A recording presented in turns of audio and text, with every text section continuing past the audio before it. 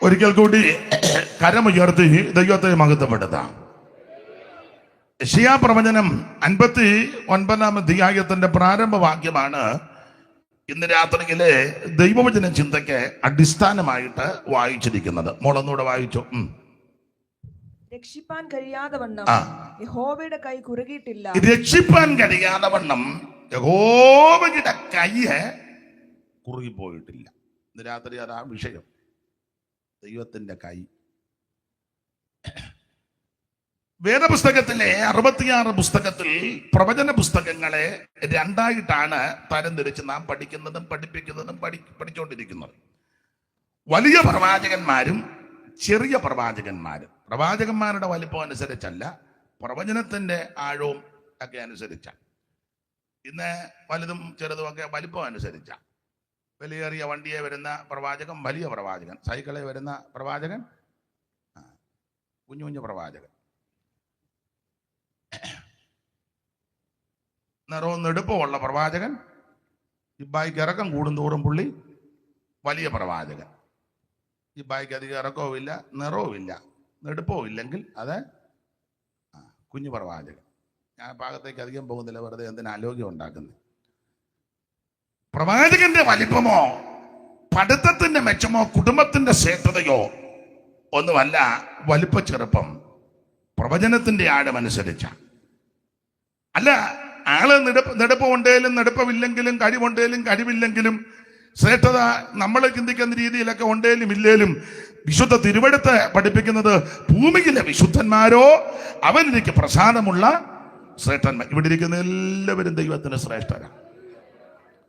സ്തോത്രം. നമ്മളെല്ലാം ദൈവത്തിന് വിലയേറിയവരാ. അതുകൊണ്ടാണല്ലോ ഇന്ന് രാത്രി ഇവിടെ വരുവാനും ഇടയായത്. അപ്പൊ ശ്രദ്ധിക്കുക. എന്നാൽ പ്രവചനത്തിന്റെ ആഴവും അതിന്റെ പരപ്പനുസരിച്ച് തരംതിരിച്ച് പഠിക്കാൻ വേണ്ടിയാ വലിയ പ്രവാചകന്മാരും ചെറിയ പ്രവാചകന്മാരും. നിങ്ങൾക്കറിയാം, വലിയ പ്രവാചകന്മാരുടെ നിരയിൽപ്പെട്ട വ്യക്തികളാണ് യെശയ്യാവ്, യിരെമ്യാവ്, യെഹെസ്കേൽ, ദാനിയേൽ. ചെറിയ പ്രവാചകന്മാരുടെ ഗണത്തിൽപ്പെട്ടവരാണ് വേറെ പുസ്തകങ്ങളിൽ ഹോശയ്യ പ്രവാചകൻ മുതൽ മലാക്കി വരെയുള്ളതായ പ്രവാചകന്മാർ. ഇതിലെ വലിയ പ്രവാചകന്മാരിൽ വളരെ വ്യത്യസ്തനായിരുന്നു യെശയ്യാവ്. ദൈവത്തിന് മഹത്വം. ഓരോ പ്രവാചകന്മാർക്കും അതിൻ്റെതായ ശൈലിയുണ്ട്, രീതിയുണ്ട്, ശുശ്രൂഷയുടെ വിധങ്ങളുണ്ട്. അത് എല്ലായിടത്തും അങ്ങനെ ഓരോ വിധങ്ങളുണ്ട്, ശൈലിയുണ്ട്. ഒരാളുടെ ശൈലിയല്ല വേറൊരാൾക്ക്. അപ്പൊ എന്തായാലും വലിയ പ്രവാചകനാകുന്ന യെശയ്യാവ്, ഈ യെശയ്യാവിനെ പറ്റി നിങ്ങൾക്കറിയാം. പഠിക്കുമ്പോൾ യെശയ്യാ പ്രവചനത്തിന് തന്നെ വിശേഷത നിങ്ങൾക്ക് അറിവുള്ള കാര്യമാണ്. ഒന്ന്, വേദപുസ്തകത്തിന് 66 പുസ്തകം ഉള്ളതുപോലെ യെശയ്യാ പ്രവചനത്തിന് 66 അധ്യായങ്ങളായിട്ടാണ് നാം തരംതിരിച്ച് പഠിക്കുന്നത്. മാത്രമല്ല ഈ പുസ്തകത്തിലെ വേറൊരു വിശേഷത, ഇദ്ദേഹവും പ്രവാചകന, ഭാര്യയും പ്രവാചകിയ. അത് വലിയ സന്തോഷവും അനുഗ്രഹമാണ്. ഇന്ന് ചിലയിടത്ത് ഭാര്യ പ്രവാചക രാവിലെ വായിക്കുവായിട്ടങ്ങ് പോവും. പുള്ളി കട്ടൻ കുടിച്ചാലായി, കഞ്ഞി വെച്ചാലായി. ഒരാൾ പറഞ്ഞ് തട്ടുകടയുണ്ടെന്ന്. ആയിക്കോട്ടെ, പുള്ളിക്കാർ രാവിലെ ശുശ്രൂഷയ്ക്ക് അങ്ങ് പോവും. എല്ലാവരുടെയും കാര്യമല്ല, ചിലര്, എല്ലാവരും അല്ല, ചിലര്. പിള്ളേരുടെ കാര്യവും ശ്രദ്ധിക്കുകയല്ല, പുള്ളിയുടെ കാര്യവും ശ്രദ്ധിക്കുകയല്ല. അവൻ പറയാം മോളി കാപ്പി, പിന്നെ കൂപ്പി, ഞാൻ ശുശ്രൂഷയ്ക്ക് പോകുമ്പോഴാണ് കാപ്പി അനത്തി കുടിച്ചേച്ച് ബാക്കി അവിടെ വെച്ചേക്കാൻ പറയും. അങ്ങനെയുള്ള ചിലരുണ്ട്. എന്നാൽ മാന്യമായി ശുശ്രൂഷിക്കുന്ന വനിതാ രത്നങ്ങളുണ്ട്. അവരെ ഓർത്ത് ദൈവത്തെ സ്തുതിക്കുന്നു. വേറൊരു പ്രവാചകയെ വെളി നാട്ടിൽ വെച്ച് കണ്ടു. സ്ഥലവും സമയവും പേരും ഒന്നും പറഞ്ഞില്ല. ഞാൻ ചോദിച്ചു, എന്തിയാ ഉള്ളി? ഒക്കെ അവിടെ ഉണ്ടെന്ന് പറഞ്ഞു, നാട്ടിലുണ്ടെന്ന്. ഞാൻ ചോദിച്ചു, എന്ത് അവിടെ ഉണ്ട്? പിന്നെ പുള്ളി എങ്ങനെ കഴിക്കുക? പുള്ളി ഒരു പാവത്താന. ഞാൻ 3 കുപ്പി അച്ചാറിട്ട് കൊടുത്ത ചവണ്ണെന്ന്. അവൻ അച്ചാറ് കൂട്ടി ഊപ്പാട് വരിക. അവള് അതിൽ അടിച്ച് മിന്നുക. നിങ്ങൾക്ക് മനസ്സിലാകുന്നുണ്ടായിരിക്കും. എന്നാൽ ഇവിടെ ഇദ്ദേഹവും പ്രവാചകന്, സ്ത്രീയും പ്രവചന രണ്ടുപേരോട് ഒന്നിച്ച് ശുശ്രൂഷിക്കുന്നതിന് ഒരു ഭാഗ്യമാണ്.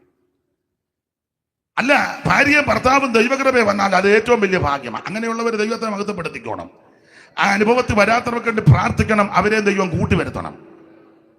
സക്കറിയാവിനെ എലിസബത്തിനെ പറ്റി പറയുന്നത് അവർ ഇരുവരും, അതങ്ങനെ അവർ ഇരുവരും ദൈവസന്നിധിയിൽ നീതിയുള്ളവരും ആയിക്കോ അച്ഛേ, എവിടാന്നോ? ലൂക്കോസിന്റെ സുവിശേഷം 1-ാം അധ്യായത്തിലല്ലയോ? അവർ ഇരുവരും ദൈവസന്നിധിയിൽ കുറ്റമില്ലാത്തവരും കർത്താവിന്റെ സകല കൽപ്പനകളും നീതികളും അനുഷ്ഠിക്കുന്നവരും ആചരിക്കുന്നവരുമാണ്. അതൊരു വലിയ ഭാഗ്യമാണ്. രണ്ടുപേരും ഒന്നിച്ച്. അതിന് വായിക്കണ്ട മോളെ. അപ്പൊ ശ്രദ്ധിക്കുക, ഒന്നിച്ചുള്ള ശുശ്രൂഷ. ഇപ്പൊ അങ്ങനെ ചിലയിടങ്ങളിലൊക്കെ കാണുന്നുണ്ട്. പക്ഷേ ചില വ്യത്യാസമുണ്ട്. ചിലയിടങ്ങളിൽ പരസ്യമൊക്കെ ബ്രദർ ശുശ്രൂഷിക്കുന്നു, സിസ്റ്റർ പാടുന്നു. സിസ്റ്ററുടെ തലേ തുണി പോലും ഇല്ല, ശുശ്രൂഷയ്ക്ക് നിൽക്കുക. എന്തോ ശുശ്രൂഷയാണ്. അവൻ ചുമ്മാ നോക്കി നിൽക്കുക. അവനെ കൊണ്ട് പറയിപ്പിക്കുന്നുമില്ല. അവളാക്കി ആട്ടെ, നല്ല കാര്യം. എന്തായാലും ബ്രദറും സിസ്റ്ററും ഉണ്ടല്ലോ, നല്ല കാര്യം. ഇവിടെ യെശയ്യാവും അദ്ദേഹത്തിന്റെ സഹധർമ്മണി. അപ്പോൾ അതൊരു വിശേഷമായ കാര്യമാണ്. വേറൊരു വിശേഷത ഈ പ്രവചനത്തിൽ, വേറെ പുസ്തകത്തിലെ ഏറ്റവും വലിയ പേര് ഈ പുസ്തകത്തിലാണ്. നിങ്ങൾക്കറിയാം, വായിക്കുമോളെ, സൺഡേ സ്കൂളിൽ പഠിക്കുന്ന വായിച്ച നിങ്ങൾക്കും അറിയാവുമെന്ന് എനിക്കൊന്ന് അറിയണമല്ലോ. ഏറ്റവും വലിയ പേര് സൺഡേ സ്കൂളിൽ പഠിക്കുന്നതാണ്. വേറെ പുസ്തകത്തിലെ ഏറ്റവും വലിയ പേര്. നിങ്ങൾ ആരും പറഞ്ഞു കൊടുക്കണ്ട, അത് നിങ്ങൾ രണ്ടും വായിക്കുമെന്ന് അറിയട്ടെ. മുന്നേ ഇരിക്കല്ലോ വായിക്കുമായിട്ട്. പാസ്റ്റർമാരുടെ ഭാര്യമാരും എല്ലാവരും ഉണ്ട്. എഴുന്നേറ്റ് ഒന്നൊന്ന് പറഞ്ഞേ. അതാരാ പറഞ്ഞ? കൈ പൊക്കിക്ക്. അവിടുന്ന് കണത്തിൻകര എന്നാ വന്നേ. വായിച്ച മോളെ 8:2 യെശയ്യാവ് 8:2 പെട്ടെന്ന് വായിച്ചു. കൊച്ചുങ്ങൾക്ക് എടുക്കാനും താമസമാണ്. പുതിയ ബൈബിളാണോ? താളം അറിയുന്നില്ല അല്ലേ? കൺവെൻഷന് വേണ്ടി കൊണ്ടുവന്ന താളം അറിയുന്നില്ല. വായിക്കോ വെച്ചു മോളെ, വായിക്കേ. പിന്നെ വായിച്ചു. ഞാൻ ഊരിയ പുരോഹിതനെ 1 മുതൽ വായിച്ചു. യഹോവ എന്നോട് കൽപ്പിച്ചത്, നീ ഒരു വലിയ പലക എടുത്ത് സാമാന്യ അക്ഷരത്തിൽ മഹേർ ഷാലാൽ ഹാഷ് ബസ് എന്ന് എഴുതുക. ഒരു പേരാ, വലിയൊരു പേരാ.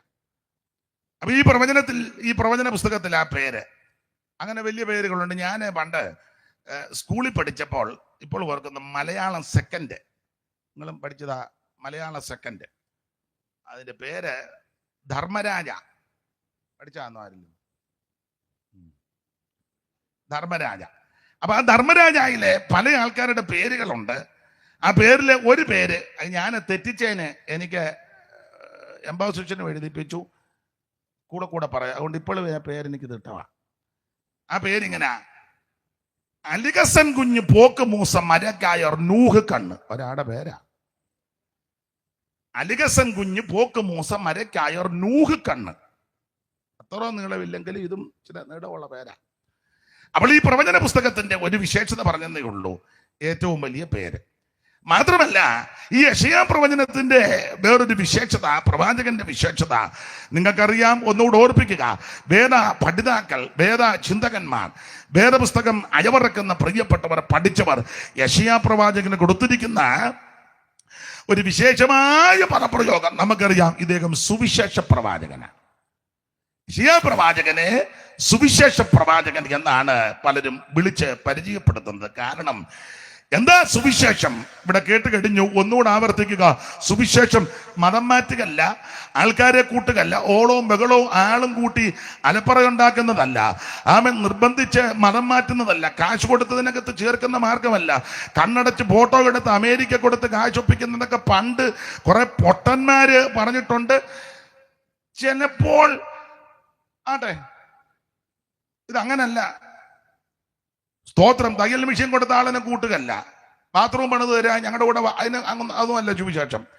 വീട് 2 മുറി അടുക്കളയും ചായ്പുമായിട്ട് വെച്ച് കൊടുക്കുന്നതല്ല സുവിശേഷം.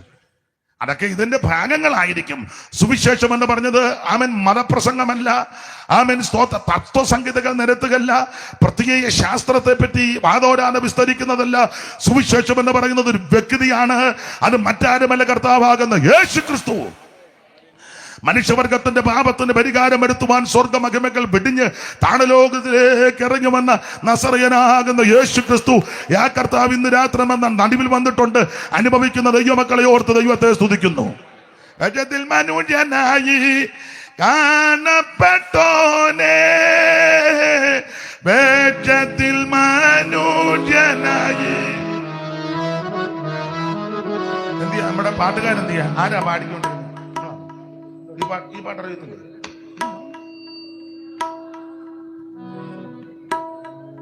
അത് വേണ്ടെന്ന് പാടാൻ പാടിയതാരാ? പാടിയ ഓച്ചാവായി.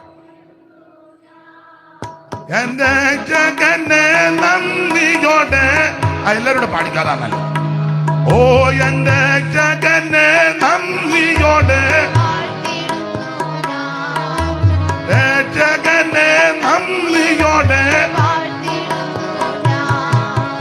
മാട്ടിൻ തൊഴുത്തിൽ പിറന്ന ഓ മാട്ടിൻ തൊഴുത്തിൽ പിറന്ന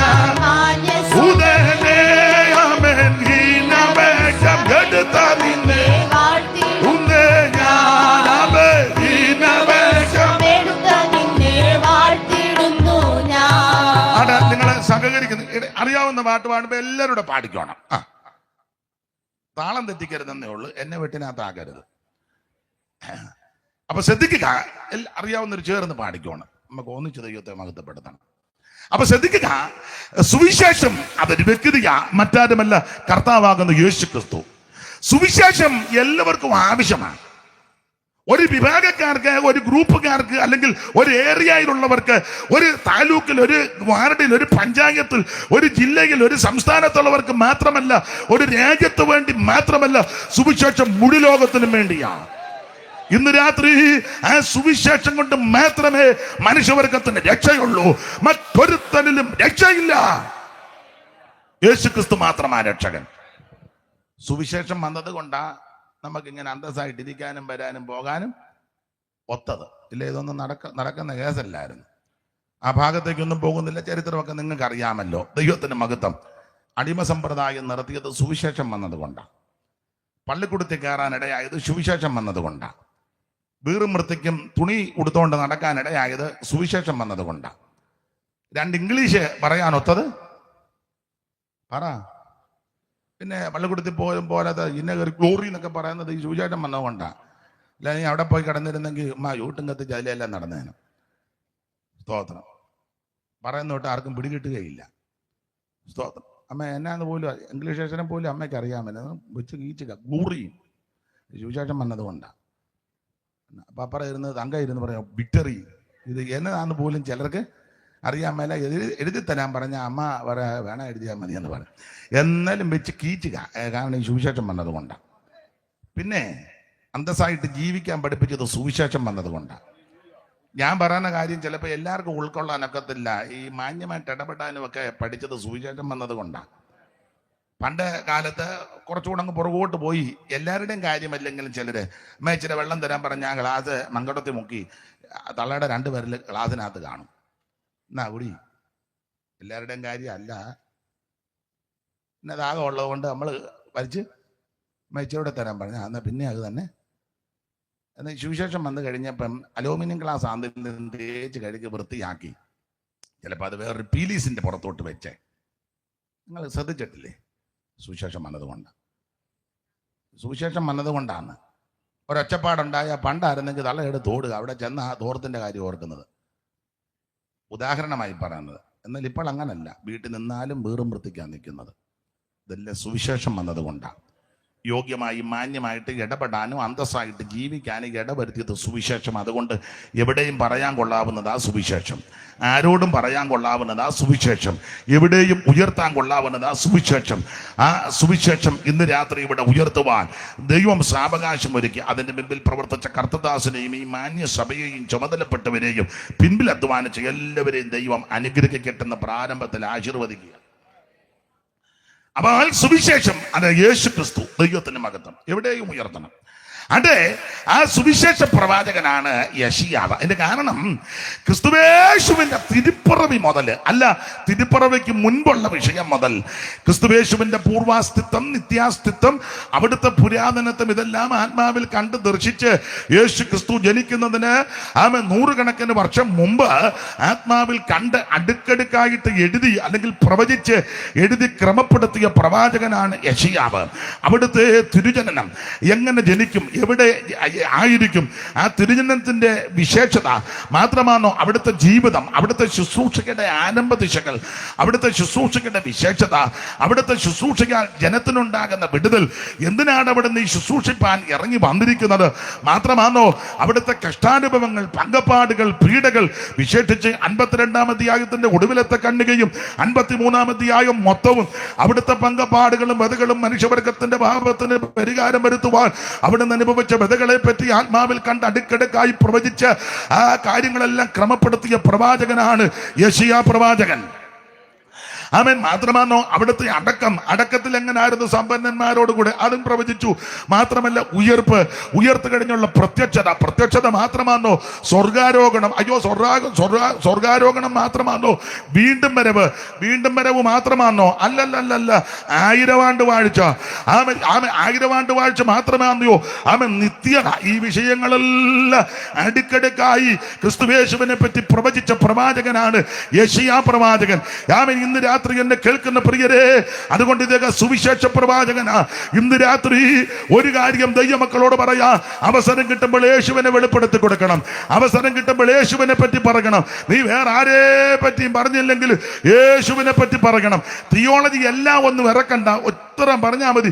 യേശു രക്ഷിക്കും, യേശു പാപം മോചിക്കും, യേശു സമാധാനം നൽകും, യേശു നിന്നെ വീണ്ടെടുക്കും, യേശു നിനക്ക് ആശ്വാസം നൽകും, നിന്റെ പ്രശ്നങ്ങൾക്ക് പരിഹാരം തരുവാൻ കഴിവുള്ളവനാ യേശു ക്രിസ്തു. ഇന്ന് രാത്രി ആ യേശുവിനെ ആരുയർത്തും, ആ ഉയർത്തുന്നവരെയും ആ ദേശത്തെയും ദൈവം ഇന്ന് രാത്രി അനുഗ്രഹിക്കുക. Praise the Lord, praise the Lord, praise the Lord. യേശുനായകൻ സമാധാനം, നായകൻ നിനക്കെന്നും ദാനമേ, എന്തിനാകുലം അലറുന്നൽ മനമേ, എന്തിനാകുലം അലറുന്നൽ മനമേ.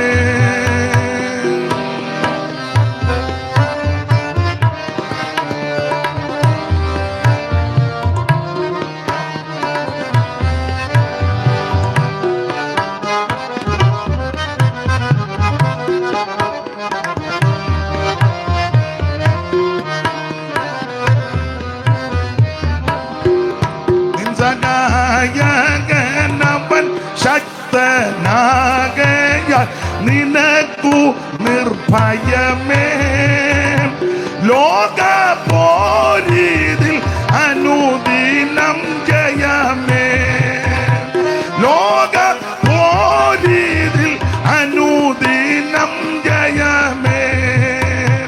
യേശു നായകൻ സമാധാനദായകൻ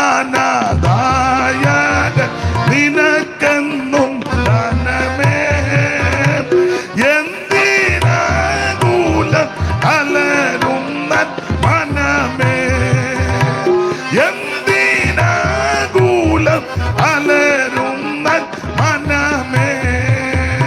കരമുയർത്തി കർത്താവിന് മഹത്വം കൊടുക്കാം. ഇന്ന് രാത്രിയാണ് ആ സുവിശേഷം. ക്രിസ്തു എങ്ങനെ ജനിക്കും? അത് യെശയ്യാ പറഞ്ഞു, നമുക്കറിയാം. 7:14 വായിച്ചോ, 7:14 പെട്ടെന്ന് വായിച്ചോ, വളരെ ചടികിടാന്ന് വായിക്കും. അതുകൊണ്ട് കർത്താവ് തന്നെ നിങ്ങൾക്കൊരു അടയാളം തരും. അതുകൊണ്ട് കർത്താവ് തന്നെ നിങ്ങൾക്കൊരു അടയാളം തരും. കന്യക ഗർഭിണിയായി ഒരു മകനെ പ്രസവിക്കും. കണ്ടോ, കന്യക സൂനുവായി അവിടുന്ന് ഈ ഭൂമിയിൽ പിറക്കും. അത് പ്രവചിച്ചയാള് യെശയ്യാവാ.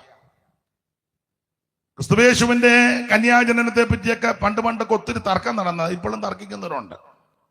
പണ്ട് പേരൊന്നും പറഞ്ഞിട്ട് 2 പേര് തർക്കിച്ചു, കന്യക എങ്ങനെ ഗർഭിണിയാകുന്നെന്ന്. അപ്പം ചോദിച്ചയാള് ആ ആളോട് ബന്ധപ്പെട്ട് മറുസൈഡിൽ നിന്ന് അങ്ങോട്ട് ചെന്നു, ചെവിക്കകത്തൂടെ കൊച്ചു വരാങ്ങി കന്യക പ്രസവിക്കുന്നതുകൊണ്ട് വലിയ കുഴപ്പമില്ലെന്ന് പറഞ്ഞു. ഒന്നുകൂടെ കൊടുത്ത് തൊട പിളന്ന വേറൊന്നിനെ എടുത്തത്. എന്നാ പിന്നെ യോഗ്യമായിട്ട് പ്രസവിക്കുന്നില്ലയോ കുറച്ചുകൂടെ? ഞാൻ പറഞ്ഞല്ല, എൻ്റെ കൊങ്ങായ്ക്ക് പിടിക്കാൻ വരരുത്. എല്ലാവരും തന്നെ ഒന്ന് കാണാനിരിക്കുക.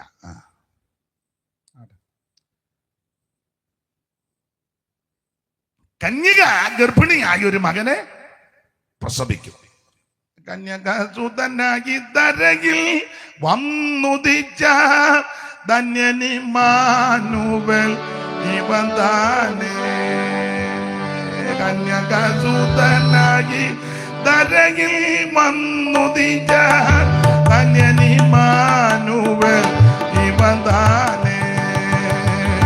കന്യകാസുതനായി ധരയിൽ വന്നുദിച്ച ധന്യനിമാനുവൽ ഇവൻ താനേ.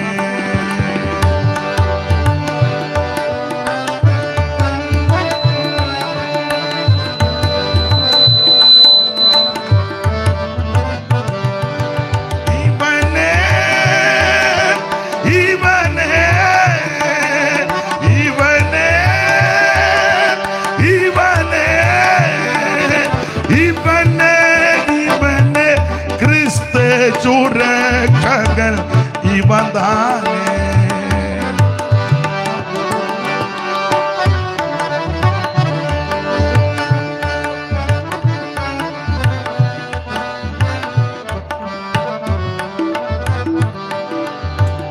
യൂതന്മാർ അനുദിനം കാൺമാൻ കാത്തിരുന്ന ദൈവത്തിൻ മിശിഹായും ഇവൻ താനേ. യൂതന്മാർ അനുദിനം കാൺമാൻ കാത്തു നിന്ന ദൈവത്തിൻ മിശിഹായും ഇവൻ താനേ. ഇവനെ ഇവനെ ഇവനെ ഇവനെ ക്രിസ്തു ചുരക്ഷകൻ ഇവൻ താനേ. അപ്പൊ ശ്രദ്ധിക്കുക, കന്യക ഗർഭിണിയായി ഒരു മകനെ പ്രസവിക്കും. അത് യെശയ്യാവാ പറഞ്ഞു. അവിടുത്തെ തിരുപ്പിറവിയെ പറ്റി പ്രവചിച്ചതും 9:6 നമുക്കറിയാമല്ലോ. വായിച്ചോ 9:6. നമുക്ക് ഒരു ശിശു ജനിച്ചിരിക്കുന്നു, നമുക്ക് ഒരു മകൻ നൽകപ്പെട്ടു. നമുക്ക് ഒരു ശിശു ജനിച്ചിരിക്കുന്നു, നമുക്കൊരു മകൻ നൽകപ്പെട്ടിരിക്കുന്നു. ആധിപത്യം അവന്റെ തോളിലിരിക്കും. അവൻ അത്ഭുത മന്ത്രി, വീരനാം ദൈവം, നിത്യപിതാവ്, സമാധാന പ്രഭു. അപ്പോൾ ക്രിസ്തുവേശുവിന്റെ വിശേഷതകളും എല്ലാം അടുക്കിടക്കായിട്ട് പ്രവചിച്ചിരിക്കുക. അത് യെശയ്യാവാ. മാത്രമല്ല ഇടയ്ക്ക് കയറി പറയാ കൊച്ചിലെ കഴിച്ച എന്നാന്ന് എഴുതിയിട്ടുണ്ട്. എന്തുവായിരുന്നു?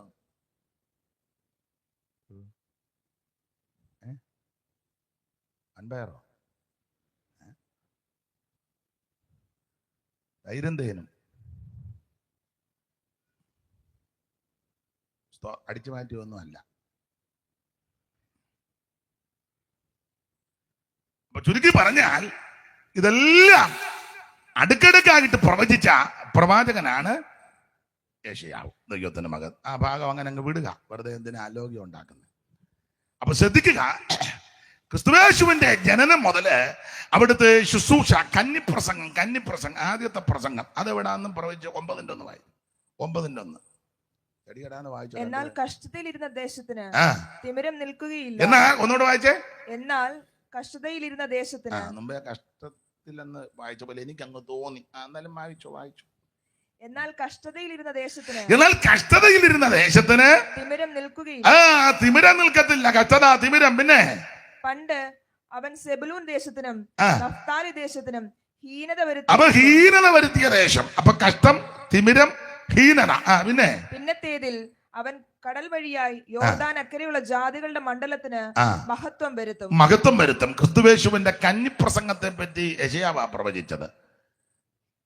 എന്ന് പറഞ്ഞാൽ ധ്യാനപ്പെട്ട് പരീക്ഷകളെല്ലാം കൂടെ കഴിഞ്ഞ് സൂക്ഷ ഇങ്ങോട്ട് വന്ന് പ്രസംഗിക്കുന്ന സ്ഥലം യെശയ്യാവാ പ്രവചിച്ചത്. 4:12 വായിച്ചോ മോളെ. മത്തായി 4:12. ഈ ഭാഗമാ മത്തായി 4:12. പെട്ടെന്ന് വായിച്ചോ, രണ്ടുപേരും ഒത്തോണ്ട് വായി. പെട്ടെന്ന് വായിച്ചു.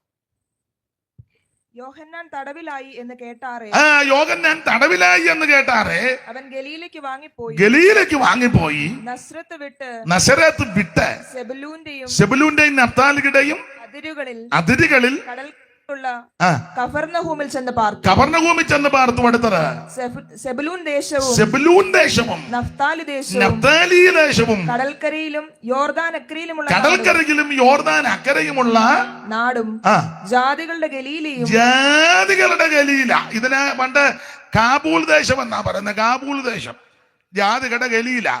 രാജാക്കന്മാരുടെ 1-ാം പുസ്തകം 9-ാം അധ്യായത്തിന്റെ 10 മുതലുള്ള തിരുവഴുത്ത് വായിച്ചു ചെയ്യേണ്ട. താളിഞ്ഞോട്ട് മറിക്കുമ്പോൾ വലത്ത് വശത്തെ കണ്ണിക 9:10 വായിച്ചു.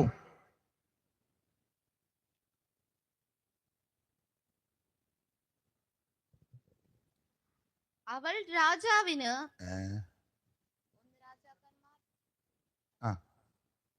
രാജാക്കന്മാരുടെ 1-ാം പുസ്തകം 9:10 ആണോ? എനിക്ക് തെറ്റിയാന്നോ? ശലോമോൻ യഹോവയുടെ ആലയം. അതേതാ? അപ്പം മറ്റേതോ? അപ്പൊ ഇനി ഇതുവായിരുന്നു ശലോമോൻ യഹോവയുടെ ആലയം. അവന്റെ വിഷയം ആയതുകൊണ്ടായി തെറ്റുന്നത്. അതാ ശലോമോൻ യഹോവയുടെ ആലയവും അരമനയും ഏതാണ്ട് 20 കൊല്ലം കൊണ്ട് പണിതു. അടുത്ത വാക്യം. പണിത ശേഷം സോർ രാജാവാകുന്ന ഹീരാം ശലോമോന് അവന്റെ ഇഷ്ടം പോലെയൊക്കെയും ദേവദാരുവും സരളമരവും സരളയും വരുന്നുണ്ട്. കുഴപ്പമില്ല, ഇരിക്കട്ടെ, സരള ഇരിക്കട്ടെ. സ്വർണവും കൊടുത്തിരിക്കുന്നത് കൊണ്ട് ശലോമോൻ രാജാവ് ഹീരാമിന് ഗലീല ദേശത്ത് 20 പട്ടണം കൊടുത്തു. ശലോമോൻ ഹീരാമിന് കൊടുത്ത പട്ടണങ്ങളെ കാണേണ്ടതിന് ഹീരാം ശലോമന്റെ അടുക്കലേക്ക് വരികയാ. അടുത്തത്. എന്നാൽ അവന് ബോധിച്ചില്ല. ഇയാൾക്കത് ബോധിച്ചില്ല. കാരണം ബോധിക്കാത്തതായി ഒപ്പിച്ചു കൊടുത്തേക്കുന്നത്. അങ്ങനെ ചെല്ലി ഒപ്പിക്കുന്ന ആൾക്കാരുണ്ട്. കൊടുത്തെന്ന് പേരും എന്ന ഗുണം വരികയില്ല. സ്ഥലവും പേരും ഒന്നും പറയുന്നില്ല. ഒരു പ്രഗത്ഭരായ വീട്ടുകാരാ, ഭയങ്കര ദാനധർമ്മമൊക്കെ ചെയ്യും. അപ്പൊ അവരെ പറ്റി പറഞ്ഞ് ഗുണം പിടിപ്പിക്കുകയല്ല. കൊടുക്കുന്നവന് അവന് ഗുണം വരാത്ത രീതിയിൽ ഇവര് കൊടുക്കുകയുള്ളൂ. അങ്ങനെയുള്ള ആൾക്കാരുണ്ട്. പേരൊന്നും ഞാൻ പറഞ്ഞില്ല. 5000 രൂപ അവൻ ഒന്നിച്ചു കൊടുക്കേണ്ടതാ. അത് 10 പ്രാവശ്യമായിട്ടേ കൊടുക്കുകയുള്ളൂ. ഗുണം വരുന്നുണ്ടോ? അപ്പൊ അതിനെപ്പറ്റി അയലത്തുകാരുള്ള എന്നോട് സാക്ഷി പറഞ്ഞു. അവരെ ആ വീട്ടുകാർ കുഴപ്പമില്ല, കൊടുക്കും. അവരെ പറ്റി സാക്ഷ്യമാ. അവര് കപ്പ കൊടുക്കും, കപ്പത്തണ്ട് കൊടുക്കുകയല്ലെന്ന്. വീട്ടുകാരാരെന്ന് പറഞ്ഞാൽ ചായച്ചാൻ അറിയാവുണ്ട്. ഞാൻ യോഗം കഴിഞ്ഞ് പറയാം. അവര് കപ്പ കൊടുക്കും, കപ്പത്തണ്ട് കൊടുക്കുകയല്ല. മനസ്സിലായി കാണുമല്ലോ. കപ്പത്തണ്ട് കൊടുത്താൽ അവനത് കൊണ്ട് കുഴിച്ചിട്ട് കപ്പ കളിച്ചാൽ അതിൽ നിന്ന് അവനൊരു 10-20 തണ്ട് കിട്ടും.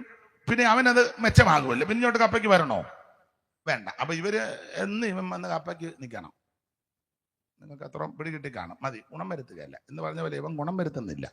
20 പട്ടണം കൊടുത്തു. ഇത് കാണേണ്ടതിന് പുള്ളി വന്നു. അടുത്തത്. എന്നാൽ അവന് ബോധിച്ചില്ല. അടുത്തത്. സഹോദരാ, നീ എനിക്ക് തന്നിരിക്കുന്ന ഈ പട്ടണം എന്ത് എന്ന് ചോദിച്ചു. അടുത്തത്. അവയ്ക്ക് ഇന്ന് വരെയും കാബൂൾ ദേശം ഇരുണ്ട ദേശമാ, അന്ധകാര ദേശമാ. ഈ ദേശമാണ് നഫ്താലിയുടെ സെബുലൂന്റെ അതിരും. ഈ ദേശത്താണ് യേശുവിന്റെ ആദ്യത്തെ കന്നിപ്രസംഗം. അതാ ഇരുട്ടിലിരുന്ന ജനം വലിയൊരു വെളിച്ചം കണ്ടെന്ന 4:12 വായിച്ചോ? മത്തായി പെട്ടെന്ന് വായിച്ചോ? മത്തായി സുവിശേഷം 4-ാം അധ്യായത്തിന്റെ 12 മുതൽ ഓടിച്ചു വായിച്ചേ പെട്ടെന്ന്. യോഹന്നാൻ തടവിലായി എന്ന് കേട്ടാറേ അവൻ ഗലീലയ്ക്ക് വാങ്ങിപ്പോയി നസ്രത്ത് വിട്ട് സെബുലൂന്റെയും നഫ്താലിയുടെയും അതിരുകളിൽ കടൽക്കരയിലുള്ള കഫർന്നഹൂമിൽ ചെന്ന് പാർത്തു. സെബുലൂൻ ദേശവും നഫ്താലി ദേശവും കടൽക്കരയിലും യോർദാൻ അക്കരയുമുള്ള നാടും ജാതികളുടെ ഗലീലയും പിന്നെ ഇങ്ങനെ ഇരുട്ടിലിരിക്കുന്ന ജനം വലിയൊരു വെളിച്ചം കണ്ടു എന്ന് പറഞ്ഞാൽ യേശു ദേശത്ത് എന്നപ്പോൾ വെളിച്ചമുണ്ടായി. യേശു ഒരു വ്യക്തിയുടെ ജീവിതത്തിൽ പ്രകാശിച്ചാൽ അവന്റെ ജീവിതം പ്രകാശപൂരിതമാകും.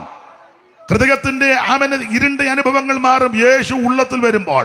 എത്ര വ്യക്തികൾ രക്ഷപ്പെട്ടു. മദ്യപാനത്തിലും വെറിക്കൂത്തലും ലഹരി പദാർത്ഥത്തിന് അടിമപ്പെട്ട് നാട്ടുകാർക്കും വീട്ടുകാർക്കും സഭക്കാർക്കും ദേശക്കാർക്കും എല്ലാം പേടി സ്വപ്നമായിട്ടും ആരാലും ഒതുക്കുവാനും ആരാലും അടക്കുവാനും കഴിയാതെ വെറിയന്മാരായി ജീവിച്ച എത്രയോ പേർ യേശുവിനെ ഉള്ളത്തിൽ ഏറ്റെടുത്തു. അവർ കുഞ്ഞാട് പോലായി അവരുടെ ജീവിതം പ്രകാശപൂരിതമായി. ഇന്ന് രാത്രി എന്നെ കേൾക്കുന്ന സ്നേഹിത, മദ്യത്തിനോ മയക്കുമരുന്നിനോ ലഹരി പദാർത്ഥത്തിനോ പോലീസിന്റെ ലാത്തിക്കോ പ്രത്യേക ശാസ്ത്രങ്ങൾക്കോ നിന്റെ സമുദായത്തിനോ സംഘടനകൾക്കോ ഒന്നും നിന്നെ രക്ഷയിലേക്കും പ്രകാശത്തിലേക്ക് നടത്തുവാൻ കഴിയത്തില്ല. ഇന്ന് രാത്രി നിന്റെ ജീവിതത്തെ പ്രകാശപൂരിതമാക്കുവാൻ കഴിവുള്ള ഒരുവനുണ്ട്. അവൻ സാക്ഷാൽ വെളിച്ചമാകുന്ന യേശു ക്രിസ്തു. വെളിച്ചങ്ങൾ വീശുന്നു, അന്ധകാരം മാറുന്നു. വെളിച്ചങ്ങൾ വീശുന്നു, അന്ധകാരം മാറുന്നു. ദൈവത്തിന്റെ ആത്മാവുള്ളിലാകുമ്പോ ദൈവത്തിന്റെ ആത്മാവുള്ളിലാകുമ്പോ ഓ വെളിച്ചങ്ങൾ വീശുന്നു, അന്ധകാരം മാറുന്നു. വെളിച്ചങ്ങൾ വീശുന്നു, അന്ധകാരം മാറുന്നു. ഓ ദൈവത്തിന്റെ ആത്മാവുള്ളിലാകുമ്പോ ഓ ദൈവത്തിന്റെ ആത്മാവുള്ളിലാകുമ്പോ കരമുയർത്തി ദൈവത്തെ സ്തുതിക്ക്. സാക്ഷാൽ വെളിച്ചം യേശു ക്രിസ്തുവാണ്. ഓരോ വീട്ടിലും യേശു വന്നത് കൊണ്ട് വീടിന്റെ മുഖച്ചായ്ക്ക് മാറ്റം വരുന്നില്ലേ? വന്നിട്ടില്ലേ? കഞ്ഞി വെച്ചാൽ കുടിക്കാനൊക്കെ കലവും തല്ലിപ്പൊട്ട് ജോറെടുത്ത് മുറ്റത്തോട്ട് പറഞ്ഞ് തള്ള ഓടി അപ്പുറത്തെ വീട്ടിൽ കയറി പാത്തു ഇരുന്ന് കൊച്ചുങ്ങൾ പോയി വാഴയുടെ മൂട്ടിലും ഇരുന്ന് തള്ള ഓടിയപ്പം വെട്ടുകുടിക്കകത്തും പോയി നടന്ന സംഭവങ്ങളായി പറയാന്ന്. അവനവധാനം ബോധക്കേടായിട്ട് അവിടെ കിടന്ന് എത്രയോ കുടുംബങ്ങള്.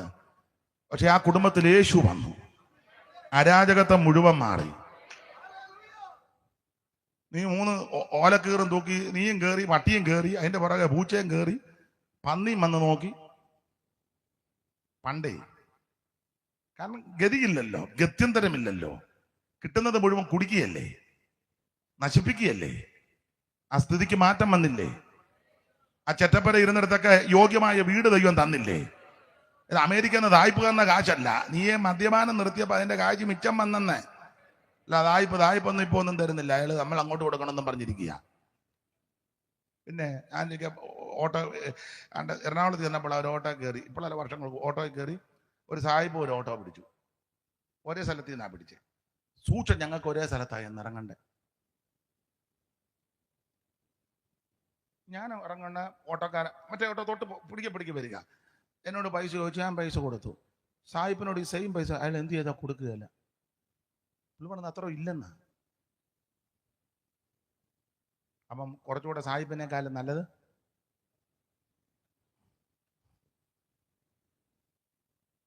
സായിപ്പൊന്നുമല്ല, ദൈവം തമ്പുരാൻ ചെയ്യുന്നതാ. ഒലിച്ച് നീ നടക്കുകയില്ലായിരുന്നോ അങ്ങ് പള്ളിക്കത്തോട്. അത് രക്ഷിക്കപ്പെട്ടപ്പോൾ അതിന്റെ കാശ് ബാലൻസ് വന്നു. എനിക്ക് 3 പാക്കറ്റ് ചാർമിനാർ വേണം വരുന്നത്. 3 പാക്കറ്റ് പഴയതാ, ഒന്നും അറിയാൻ മേല, വലിയ ചോദ്യ വെച്ചിരിക്കുന്നവനൊക്കെയാ. അപ്പം ചാർമിനാർ എന്ന് പറഞ്ഞിട്ട് ചാർമിനാർ നീ ഇപ്പോഴും പമ്മി ഇരുന്ന് എവിടെ ഇരുന്നാന്നൊന്നും ഞാൻ എന്നെ കൊണ്ട് പറയിപ്പിക്കരുത്. ദൈവത്തിന്റെ ഭാഗത്ത് അപ്പൊ മാനസാന്തരപ്പെട്ടപ്പോൾ ചാർമിനാറിന്റെ പൈസ നിനക്ക് ലാഭമായി. അത് നീ മോളിയുടെ കയ്യിൽ കൊണ്ട് കൊടുത്തു അല്ലേ? കുടിച്ച് നീ കൂത്താടി നടക്കുകയായിരുന്നു. യേശു ഉള്ളത്തിൽ വന്നപ്പോൾ മാനസാന്തരമുണ്ടായി. ആ പൈസയും ബാക്കി വന്നു ഇല്ലേ? പറ. യവക്ക് കമ്മല് വേണമായിരുന്നു, ജലജമാല അല്ല മരവാ. 6 മാസം കുടുംബം പ്ലേറ്റ് ചെയ്യണം, അങ്ങനല്ലേ ലില്ലി? സത്യം പറ, 6 മാസം കുടുംബം ഒന്നും അറിയാൻ മേല. സത്യം പറ, 6 മാസമല്ലേ? അതോ അത്രയോ 1 ആണോ? 6 മാസം എനിക്കറിയാന്ന്. പിന്നെ ഇല്ലെങ്കിൽ കറക്കും.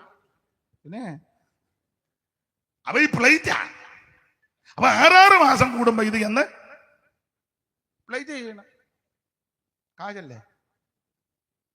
സ്തോത്രം. പെന്തിക്കോസ് വന്നപ്പോൾ അതങ്ങ് മാറ്റി. ലാഭമാണ് പ്ലേറ്റ് ചെയ്യുന്നതിന്റെ. പറ, ലാഭമാണ്. കാലേ കമ്മലുണ്ടായിരുന്നു. ചിലപ്പം ഫാഷനൊക്കെ ഇറങ്ങുമ്പോൾ ചിലര് മാറും. ഇത് അങ്ങോട്ട് കൊടുത്ത് ചിച്ചിരയും കൂടെ കൊടുത്ത് തട്ടാനോട് പറയും പണിക്കുറ്റം തീർത്ത്. എനിക്ക് മഴത്തുള്ളി കമ്മൽ മതി, ആട്ടാവല്ലോ. നീ ഒത്തിരി ആട്ടി. പക്ഷെ നീ മാനസാന്തരപ്പെട്ടപ്പോൾ അതിന്റെ പൈസ ലാഭം വന്നു. മനസ്സിലായോ? പണ്ട് നീ രക്ഷിക്കപ്പെടുന്നതിന് മുന്നേ കടം മേടിച്ച ഓണം കൊണ്ട് നടന്നത്. ഉത്രാട ചന്തയ്ക്ക് നീ കടം മേടിച്ചാന്നേലും പോകും. ഏത്തക്കായി മേടിച്ച ഉപ്പേരിയും വറുത്ത് ശർക്കര വരട്ടിയും പിന്നെ വറക്കാവുന്ന മുഴുവൻ വറുത്ത് പൂശനിൽ വെട്ടിയിട്ട് പിന്നെ ക്രിസ്തുമസിന് ആഘോഷം, ഈസ്റ്റർ. ഈ കൃപയ്ക്ക് വന്നു കഴിഞ്ഞപ്പോൾ ഇതൊന്നും ഇല്ല. എല്ലാ ദിവസവും നല്ലതാ, എല്ലാ ദിവസവും. ഇതിന്റെയൊക്കെ ലാഭമാണെന്നായി പറയുന്നത്. അതായി മനസ്സിലായോ? തന്നെയല്ലേ നിനക്ക് എങ്ങോട്ടെങ്കിലും പോകണമെങ്കിൽ എന്തെല്ലാം സാധനം വേണം? കൺമഷി വേണമായിരുന്നു, വേണ്ടേ? സത്യം പറ. ഇപ്പൊ അത് ലാഭമായേ. പൊട്ട് വേണമായിരുന്നു. ഇവിടെ ഒരു പൊട്ട്, എൻ്റെ മേളിൽ ഇതിനടിയിൽ ചെറിയ ഒരു കുനിപ്പ്, ഇവിടെ സിന്ദൂരം. അതാ സിന്ദൂരം. അത് ലാഭമായേ. നിസാരമായി. ഇതൊക്കെ ലാഭമാണെന്നായി പറഞ്ഞത്. അങ്ങനെ എന്തെല്ലാം. ഓരോ ചടങ്ങിനും പുതിയ വസ്ത്രം വേണ്ടേ? ഇപ്പൊ കൃപ വന്നു കഴിഞ്ഞപ്പം ദൈവമായിട്ട് അതുപോലെ ആത്മീക ബന്ധം വന്നപ്പം മതി, 2 വെള്ള തുണി മതിയെന്ന്. കളറൊന്നും അങ്ങനെ അധികം വേണ്ട. ഇതെല്ലാം ലാഭകരമായ കാര്യമാണെന്നാ പറഞ്ഞത്. മനസ്സിലാകുന്നുണ്ടോ? അല്ല, ആയിപ്പ് കൊണ്ട് കാശ് തന്ന് വീട് വെച്ചതല്ല. ഇങ്ങനെയൊക്കെ ലാഭമായി. ദൈവം അന്നേരം മടി തുറക്കും. ചിലരുടെ ഉള്ളത്തോടൊക്കെ ദൈവം ഇടപെടും. അങ്ങനെയൊക്കെയായി കൃപയിൽ വന്നു കഴിഞ്ഞ സ്ഥിതിക്ക് മാറ്റം വരുന്നത്. എത്ര കുടുംബങ്ങൾ രക്ഷപ്പെട്ടു. അതുകൊണ്ടാണ് ഇത് അനുഭവിച്ചവർ ഇന്ന് രാത്രി ദൈവത്തെ മഹത്വപ്പെടുത്ത്. നിന്റെ സ്ഥിതിക്ക് ദൈവം മാറ്റം വരുത്തി. എത്ര കുടുംബങ്ങൾ പ്രകാശപൂരിതമായി. എത്ര കുടുംബത്തിന്റെ അന്ധകാരം മാറി. എത്ര വ്യക്തികളുടെ അന്ധകാരം മാറി. ദേശം വിടിവിക്കപ്പെട്ടില്ലേ? ദൈവത്തിന്റെ മഹത്വം. ഇന്ന് രാത്രി എന്നെ കേൾക്കുന്ന പ്രിയരെ, സാക്ഷാൽ വെളിച്ചമാകുന്ന യേശു ജീവിതത്തിൽ വന്നാൽ ജീവിതം പ്രകാശപൂരിതമാകും. സാക്ഷാൽ ദിവ്യ വെളിച്ചമാകുന്ന യേശു നിന്റെ വീട്ടിൽ വന്നാൽ നിന്റെ വീടിന്റെ അന്ധകാരം മാറും. സാക്ഷാൽ വെളിച്ചമാകുന്ന യേശുവിനെ ദേശത്തുയർത്തിയാൽ ദേശത്തിന്റെ അന്ധകാരം മാറും. ഇന്ന് രാത്രി മോശ മരുഭൂമിയിൽ സർപ്പത്തെ ഉയർത്തിയതുപോലെ മനുഷ്യപത്തിനെ ഉയർത്തിയാൽ ഈ ദേശം കൂടപ്പെട്ടവർ, ദേശനിവാസികൾ വിടുവിക്കപ്പെടും, വെളിച്ചത്തിലേക്ക് വരുമെന്നുള്ളതിന് തർക്കം. ഇന്ന് രാത്രി യേശുക്രിസ്തുവിന്റെ തൃപ്പാനപരത്തിൽ നീ മുട്ടുമടക്ക്, അടിയറവ് പറ. നിനക്ക് നിന്റെ കുടുംബത്തിനും രക്ഷയാണ്. തീരാത്ത പാപം വ്യാധിയെയും മാറാത്ത എല്ലാ ബലഹീനവും, തീരാത്ത പാപം വ്യാധിയെയും മാറാത്ത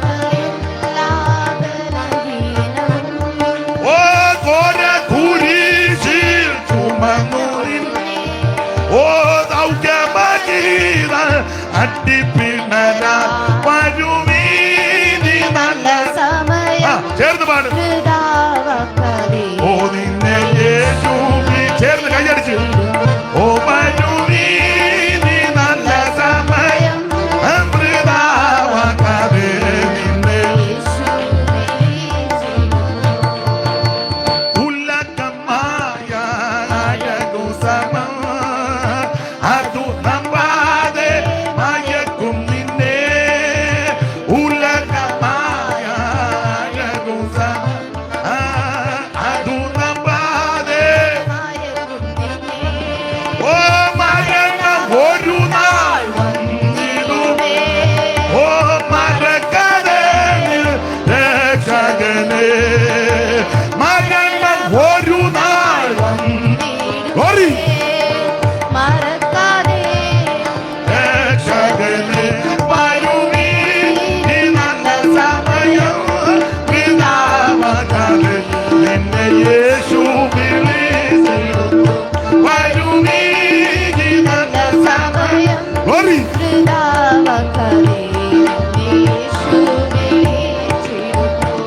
കരമുയർത്തി കർത്താവിന് മഹത്വം കൊടുക്കുക. സാക്ഷാൽ വെളിച്ചമാകും വന്നാൽ സകല അന്ധകാരവും മാറുമെന്ന്. അത് ഇങ്ങനെ പോയാൽ ഞാൻ മിക്കവാറും പണ്ട് CS പ്രസംഗിച്ച പോലെ ഒക്കാൻ സാധ്യതയുണ്ട്.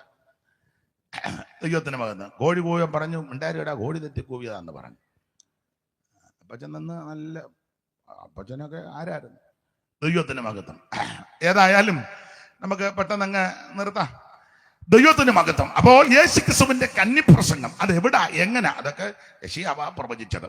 ഇനി ആ ഭാഗം അധികം വിവരിക്കുന്നില്ല, നമ്മളെടുത്ത വാക്യത്തോട് കൂടെ പുലർത്തി ചില കാര്യങ്ങൾ പറയാം. എന്തായാലും ഇന്ന് രാത്രി വായിച്ചത് യെശയ്യാ പ്രവചനം 59 അധ്യായത്തിന്റെ പ്രാരംഭവാക്യമാണല്ലോ.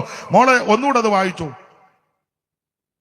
രക്ഷിപ്പാൻ കഴിയാതെ വണ്ണം യഹോവയുടെ കൈ കുറുകിയിട്ടില്ല, രക്ഷിപ്പാൻ കഴിയാതെ വണ്ണം യഹോവയുടെ കൈ കുറുകിയിട്ടില്ല. ഇവിടെ ഇരിക്കുന്ന ദൈവമക്കൾക്ക് അറിയാം, യെശയ്യാ പ്രവചനം 59 അധ്യായത്തിന്റെ പ്രാരംഭവാക്യം, രക്ഷിപ്പാൻ കഴിയാതെ വണ്ണം യഹോവയുടെ കൈ കുറുകിയിട്ടില്ല.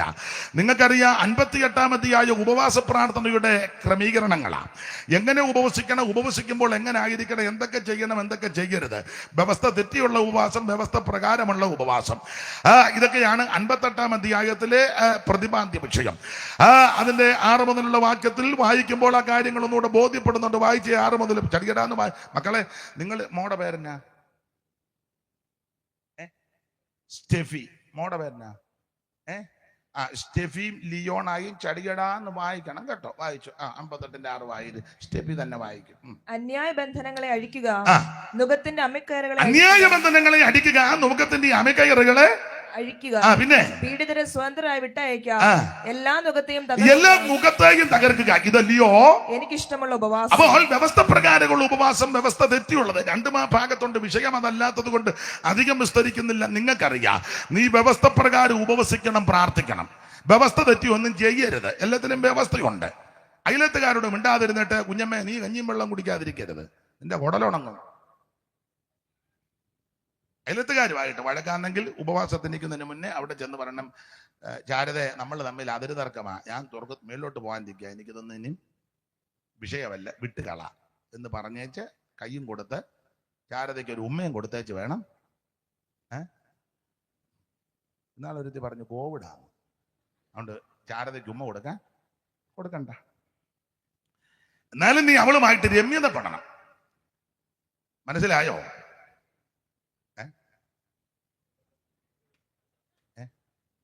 നിങ്ങൾ 2 കണ്ട് പറഞ്ഞു.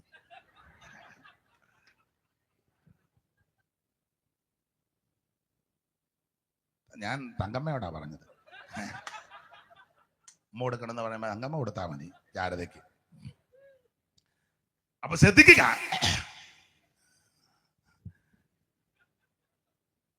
അമ്മായിയമ്മയെ അന്വേഷിക്കാതെ അമ്മായിയമ്മയ്ക്ക് വെള്ളം കൊടുക്കാതെ നീ കുത്തിയിരുന്ന് ഉപവസിക്കരുത്.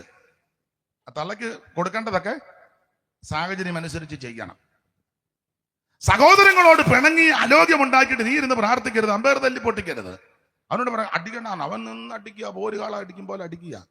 അടിച്ചത് അമ്പേറിന്റെ ഒരു വശം മൊത്തം പൊട്ടിച്ച്. പണ്ട് പിന്നെ നമ്മുടെ വയ്യാറ്റപ്പുഴ കുഞ്ഞുട്ടിച്ചാൻ അതെടുത്തോണ്ട് കറങ്ങിയതുപോലെ അടിച്ചു പൊട്ടിയപ്പോൾ കൈ അതിനകത്ത് കയറി, അത് കൊടുത്തോണ്ട് പുള്ളി ഇറങ്ങി. ആൾക്കാരുടെ ഓടി, പിത്തളയുടെ അമ്പാറല്ലയോ തലയിലെങ്ങാനും വീണ. നീ ചെയ്യേണ്ട കാര്യമെല്ലാം ചെയ്യണം. അപ്പോൾ വ്യവസ്ഥ പ്രകാരം, എന്റെ വിഷയമല്ലാത്ത കൊണ്ട് അധികം വിസ്തരിക്കുന്നില്ല. വ്യവസ്ഥ തെറ്റിയുള്ള ഉപവാസവും വ്യവസ്ഥ പ്രകാരമുള്ള ഉപവാസം. വ്യവസ്ഥ പ്രകാരം ഉപവസിച്ചാൽ നിന്റെ അന്ധകാരത്തെ മധ്യാഹ്നം പോലാക്കും. Praise the Lord. കേടുപോക്കുന്നവൻ എന്നുള്ള പേര് ദൈവം നിനക്ക് തരും. മാത്രമാണോ നിന്റെ നീതി നിനക്ക് മുമ്പായിട്ട് നടക്കും. മാത്രമല്ല നിന്റെ മുൻപിലുള്ള ദുർഘടങ്ങളെ ദൈവം തകർക്കും. Price the Lord. മാത്രമാണോ പുരാതന ശൂന്യങ്ങളെ ദൈവം പണിതു തരും. എല്ലാം ഞാൻ വിസ്തരിക്കുന്നില്ല, ഉപവാസ പ്രാർത്ഥന അല്ലല്ലോ. അങ്ങനെയൊക്കെയാണ് വ്യവസ്ഥ പ്രകാരമുള്ള ഉപവാസം. എന്നിട്ട് 59 അധ്യായത്തിൽ പറയുക, രക്ഷിപ്പാൻ കഴിയാതെ വണ്ണം യഹോവയുടെ കൈ കുറുകിപ്പോയിട്ടില്ല. ഞാൻ ഇങ്ങനെ സാധാരണ പറയുന്നത്, 58 അധ്യായത്തിലെ വ്യവസ്ഥ പ്രകാരം ഉപവസിച്ച് പ്രാർത്ഥിക്കുന്ന ഒരു ദൈവ പൈതൽ പ്രാർത്ഥിക്കുന്ന ദിനങ്ങളിൽ, ദിവസങ്ങളിൽ, ആഴ്ചകളിൽ, മാസങ്ങളിൽ ഒരു വിടുതൽ കണ്ടില്ലല്ലോ എന്നോർത്ത് നീ പതറരുത്. ദൈവത്തിന്റെ കൈ കുറുകിപ്പോയിട്ടില്ല. ഒന്നുകൂടെ പറയാ, 58-ാം അധ്യായത്തില് അവൻ വ്യവസ്ഥ പ്രകാരം ഉപവസിച്ച് പ്രാർത്ഥിച്ച് ദൈവസന്നിധിയിൽ പക്ഷപാതം ചെയ്ത് ഞരങ്ങുന്ന ദൈവത്തിന്റെ പൈതലേ, സഹോദരിമാരെ, സഹോദരന്മാരെ, കർത്തൃഭൃത്യന്മാരെ, നിങ്ങൾ വ്യവസ്ഥ പ്രകാരം ഉപവസിച്ച് വിഷയങ്ങൾക്ക് വേണ്ടി പ്രാർത്ഥിക്കുമ്പോൾ ആ ദിവസങ്ങളിൽ, ആ ആഴ്ചകളിൽ, ആ മാസങ്ങളിൽ ഒരു വിടുതൽ നടന്നില്ലല്ലോ എന്നോർത്ത് മടുത്തു പോകരുത്, ക്ഷീണിക്കരുത്, തളർന്നു പോകരുത്. ദൈവത്തിന്റെ കൈ കുറുകിപ്പോയിട്ടില്ല.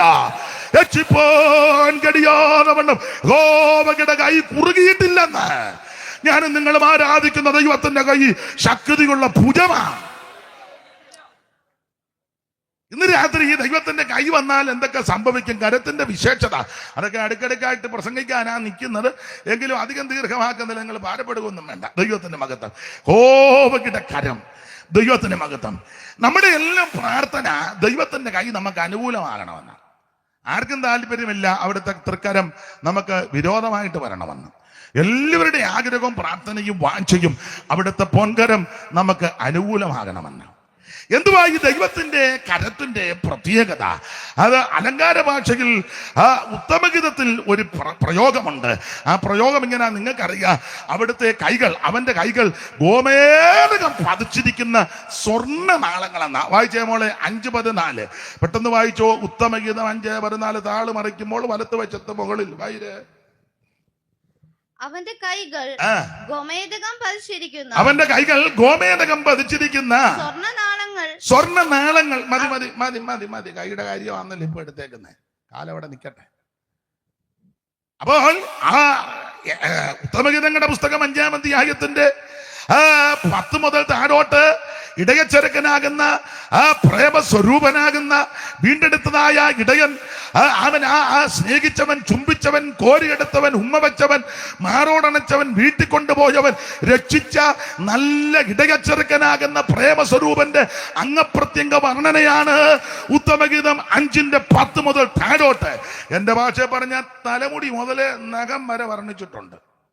ഇല്ലേ മോളെ? 10 വായിച്ചേ. നിങ്ങൾ രണ്ടും ചടി കണ്ടാന്ന് വായിക്കോച്ചേ.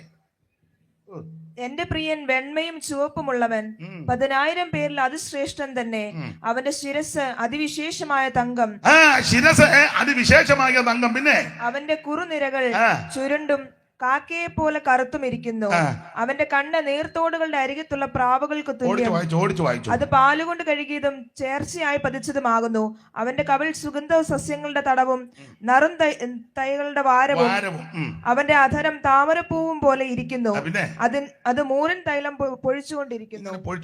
പിന്നെ അവന്റെ കൈകൾ ഗോമേതകം പതിച്ചിരിക്കുന്നു. അവിടുത്തെ തൃക്കരങ്ങൾ ഗോമേതകം പതിച്ചിരിക്കുന്ന സ്വർണ്ണനാളങ്ങൾ. പിന്നെ അവന്റെ ഉദരം നീലരത്നം പതിച്ച ദന്തനിർമ്മിതം. പിന്നെ അവന്റെ തുട തങ്കച്ചുവട്ടിൽ നിർത്തിയ വെങ്കൽത്തൂൺ പോലെ. പിന്നെ അവന്റെ രൂപം ലെബനോനിലെ പോലെ, പിന്നെ ദേവദാരു പോലെ തന്നെ ഉത്കൃഷ്ടമാകുന്നു. അവന്റെ വായ ഏറ്റവും മധുരമുള്ളത്. അവൻ സർവാംഗ സുന്ദരൻ തന്നെ. യെരൂശലേം പുത്രിമാരെ, ഇവനത്ര എന്റെ പ്രിയൻ, ഇവനത്ര എന്റെ സ്നേഹിതൻ. ഈ പെണ്ണുങ്ങളെല്ലാം കൂടെ വന്ന് ചോദിച്ചു, നീ ആരെ പറ്റിയായി പാടിക്കൊണ്ടിരിക്കുന്നെന്ന്. കുറെ നേരമായില്ല പാടുകയും ഇടയ്ക്കിടയ്ക്ക് നീ തുള്ളുകയും പിന്നെ ഏതാണ്ടെല്ലാം വിളിച്ചു പറയും, ഊറി വിറ്ററി, പിന്നെ ഏതാണ്ടെല്ലാം ഈ പെണ്ണുങ്ങൾക്കൊന്നും അറിയാൻ വലുത് എന്നാണ്. അപ്പൊ അവള് പറഞ്ഞു, എന്നെ രക്ഷിച്ച് വീണ്ടെടുത്ത ഇടയനെ പറ്റിയാ ഞാൻ ഈ പാടുകയും ഈ ചൊല്ലുകയും ഈ പറയുകയും. ഇടയ്ക്കിടയ്ക്ക് അതൊക്കെ ഓർക്കുമ്പോൾ ഞാൻ ഞെട്ടി ദൈവത്തെ അങ്ങ് മഹത്വപ്പെടുത്തുക. അപ്പൊ ചോദിച്ചു, നിന്റെ പ്രിയനെ മറ്റ് പ്രിയന്മാരെക്കാൾ എന്തെങ്കിലും വിശേഷതയുണ്ട്? അവള് പറഞ്ഞു, വിശേഷത ഉണ്ടെങ്കിൽ അവനെ ഉള്ളല്ലോ. അതിനാ ഒരു തല, അത് തന്നെ വിശേഷതയല്ലേ? ഒരു തല അത് മതി. ഇതിനകത്ത് ആളതാമസം ഉണ്ട്, ഒരു തല മതി. 2 കൈ, കരുത്തുള്ള കൈയാന്ന് 2 മതി. എന്തിനാ? 2 കാല്, അതൊക്കെ മതി. അതൊക്കെ ലക്ഷണം അതാ. സ്തോത്രം. ഒരു മൂക്ക്, 2 ചെവി, ഇതെല്ലാം അംഗപ്രത്യംഗ വർണ്ണന അങ്ങോട്ട് നടത്തുക. അവര് ചോദിച്ചു, എന്തുവാ വിശേഷതയെന്ന്. നല്ലോരിൽ സുന്ദരി നിന്റെ പ്രിയനെന്തു വിജേഷതയുള്ളൂ.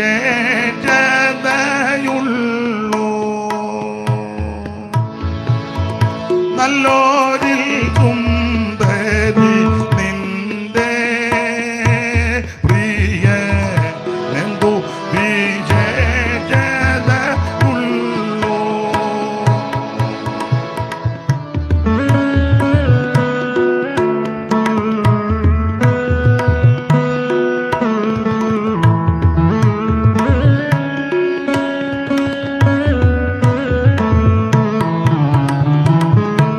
ആയിരം പത്താളെ നോക്ക്, അതിൽ എന്നേശു മുഖ്യനായുണ്ട്. അക്കരിങ്കാക്കയെ നോക്ക്, അതിൽ എന്നേശുവിൻ മുടിയുണ്ട്. അക്കരിങ്കാക്കയെ നോക്ക്, അതിൽ എന്നേശുവിൻ മുടിയുണ്ട്. പാടാൻ നേരമില്ല, അപ്പൊ ശ്രദ്ധിക്കുക. ഇവൻ അത്രേ എന്റെ പ്രിയൻ. ആ പ്രാണപ്രിയന്റെ അങ്ങപ്രത്യംഗ വർണ്ണനയാണ് 5-ാം അധ്യായത്തിന്റെ 10 മുതൽ കൊടുത്തിരിക്കുക.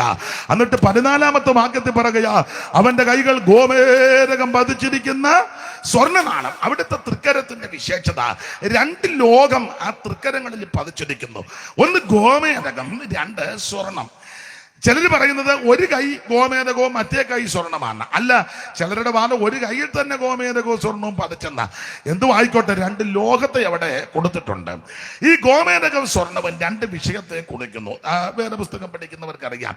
സ്വർണം അവിടുത്തെ രാജത്വത്തെ അല്ല അനുഗ്രഹത്തെ കാണിക്കുക. ഗോമേതകം അവിടുത്തെ ന്യായവതിക്ക് നടല. എന്താ ന്യായവതിക്ക് നടല എന്ന് പറയാൻ കാര്യം? ഗോമേതകം ദാൻ ഗോത്രത്തിന് നടല. ദാൻ ഗോത്രത്തെ പറ്റി ഗോത്രപിതാവാകുന്ന യാക്കോബ് ഭാവികാനെ സംബന്ധിച്ച് പ്രവചിച്ചു വരുന്ന കൂട്ടത്തിൽ ഉൽപ്പത്തി പുസ്തകം 49-ാം അധ്യായത്തിന്റെ 17 മുതലുള്ള തിരുവചനത്തിൽ ദാൻ വടികളൊരു പാമ്പും അവൻ പ്രാതകിലൊരു സർപ്പവും കുതിരകളുടെ കുതികാലിൽ കയറി കടിക്കും, പുറത്തിരിക്കുന്നവൻ മലർ നാഴ വീടും. ഇത് ന്യായവതിയെ കുറിക്കുന്നത് ആ ദാൻ ഗോത്രം. വിസ്തരിക്കുന്നില്ല. ഈ ദാൻ ഗോത്രത്തിന് നിഴലാണ് ഈ ഗോമേതകം. അഹരോന്റെ മാർപ്പതക്കത്തിൽ 12 കല്ലുകൾ വെച്ചതിൽ ഒരു കല്ലാണ് ഗോമേതകം. ആ ഗോമേതകം ദാൻ ഗോത്രത്തിന് നടലായിട്ട് നിൽക്കുന്നു. ദാൻ ഗോത്രം ന്യായവതിക്ക് നടല. അങ്ങനെയെങ്കിൽ ഇന്ന് രാത്രി ഓർപ്പിക്കട്ടെ, ഗോമേതകം ന്യായവതിയെ കാണിക്കുന്നു. സ്വർണം രാജത്വത്തെ അല്ലെങ്കിൽ അനുഗ്രഹത്തെ കാണിക്കുന്നു. അവിടുത്തെ തൃക്കരത്തിന്റെ പ്രത്യേകത ഒറ്റവാക്കി പറയുക, അനുസരിക്കുന്ന ദൈവമക്കൾക്ക് ഈ കരം അനുഗ്രഹത്തിന്റെ കരമാണ്. വചനമനുസരിക്കുന്നവരും വചനത്തെ ബഹുമാനിക്കുന്നവരും വചനത്തിൽ അനുസരിച്ച് ജീവിക്കുന്നവരും വചനത്തെ ഉയർത്തുന്നവരും. വചനം യേശുവാണല്ലോ. ആദിയിൽ വചനം ഉണ്ടായിരുന്ന വചനം ദൈവത്തോടു കൂടി, ആ വചനം ദൈവമാ. അവൻ നമ്മുടെ ഇടയിൽ പാർത്തവന്. ആ വചനത്തെ അംഗീകരിക്കുന്ന, ഏറ്റെടുക്കുന്ന, അനുസരിക്കുന്ന, ഉൾക്കൊള്ളുന്ന, അതിന് മുഖവില കൽപ്പിക്കുന്നവർക്ക് ഈ കരം അനുഗ്രഹത്തിന്റെ കരമാണ്. എന്നാൽ ദൈവത്തോടും ദൈവവചനത്തോടും ദൈവദാസന്മാരോടും ദൈവസഭയോടും ദൈവിക ശുശ്രൂഷയോട് മറുത്ത് മത്സരിക്കുന്നവർക്ക് ഈ കരം ന്യായവതിയുടെ കരമാണ്. ഒന്നുകൂടെ ഒറ്റവാക്കി പറയും, അനുസരിക്കുന്നവർക്ക് അനുഗ്രഹത്തിന്റെ കരവും മറുത്ത് മത്സരിക്കുന്നവർക്ക് ഇത് ന്യായവതിയുടെ കരമാ. ഇന്ന് രാത്രി എന്നെ കേൾക്കുന്ന ആർക്കും ന്യായവതിയുടെ കരമാകരുത്. ഇന്ന് രാത്രി എന്നെ കേൾക്കുന്ന ആർക്കും ഇക്കരം ഭാരത്തിന്റെ കരമാകരുത്. ഇന്ന് രാത്രി ഇവിടെ വന്നവരും ഓൺലൈനിൽ ആയിരിക്കുന്നവർ, സമീപവാസികൾ, അവ ശബ്ദസീമയിൽ ശ്രദ്ധിക്കുന്ന എല്ലാവർക്കും അവിടുത്തെ കരം അനുഗ്രഹത്തിന്റെ കരമായി തീരണം. Price the Lord. അപ്പോൾ എതിർക്കുന്നവർക്ക് ഈ കരം ന്യായവതിയുടെ കരമാണ്. തെളിവൊത്തിരിയുണ്ട്. മിസ്രയീം ദേശം മുഴുവൻ ബാധ. അപ്പോൾ ബാധഘടനപ്പെട്ട ഒരു ബാധയാണ് ഈ തവളയും പേനുമെല്ലാം. പേനെ കൊണ്ടങ്ങ് പൊറുതി മുട്ടി അടിയെടുത്ത് നിലത്തെ പൊടി അടിച്ചപ്പോ പൊടി മുഴുവൻ വേനയല്ല വേനായി. അപ്പോൾ നിലത്തെ പൊടി അത് മുഴുവൻ പേൻ എല്ലാം ചൊറിഞ്ഞും ഈരുവലിച്ചു വിരിക്കുക. രോഗത്തിന് വന്നിട്ട് അല്ലേ ബാധയാന്ന്.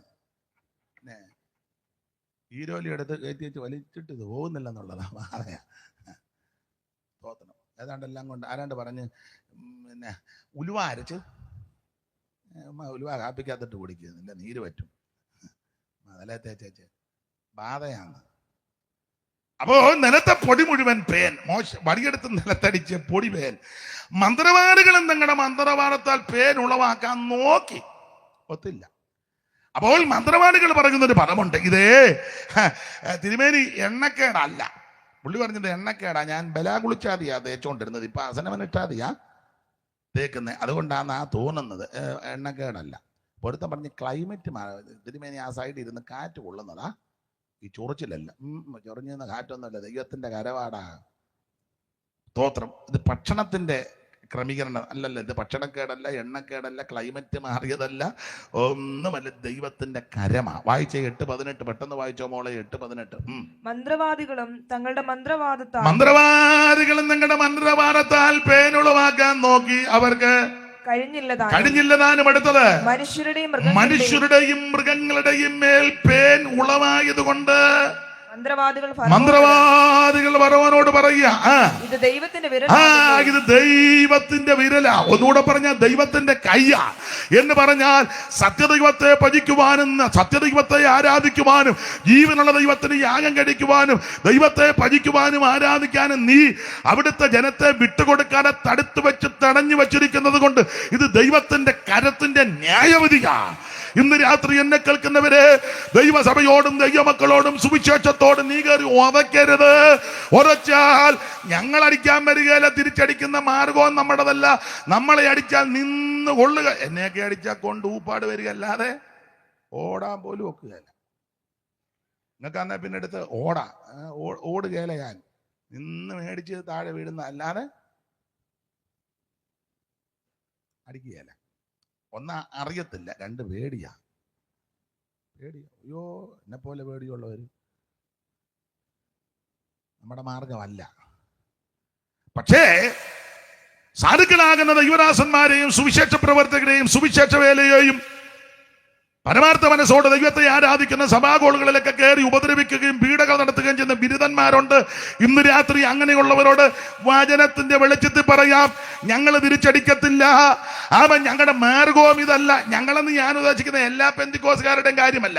മാനസാന്തരപ്പെട്ട് രക്ഷിക്കപ്പെട്ട് സ്നാനപ്പെട്ട് പരിശുദ്ധാത്മാവിനെ പ്രാപിച്ച് വേർപാട് പാലിക്കുന്നവരുടെ കാര്യമാണ് പറഞ്ഞത്. തിരിച്ചടിക്കത്തില്ല. പക്ഷേ വേറൊരു കരം ഉയരത്തിലുണ്ട്. Price the Lord. ഒരു കരം ഉയരത്തിലുണ്ട്. അപ്പോസ്തല പ്രവൃത്തി 12-ാം അധ്യായത്തിൽ വായിക്കുന്നത് ഹെരോദാവ് കൈ നീട്ടിയെന്ന. അങ്ങനല്ലേ മോളെ? പെട്ടെന്ന് വായിച്ചേ.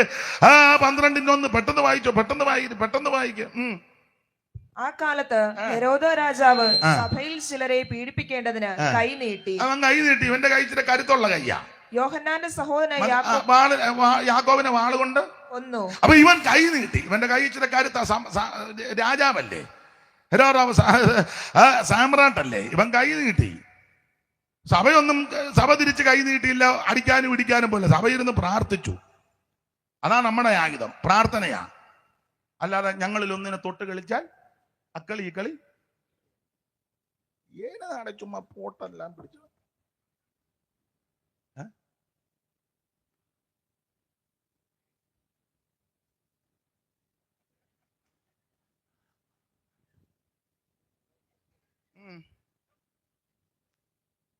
ഞാൻ പറഞ്ഞ മനസ്സിലായില്ലേ?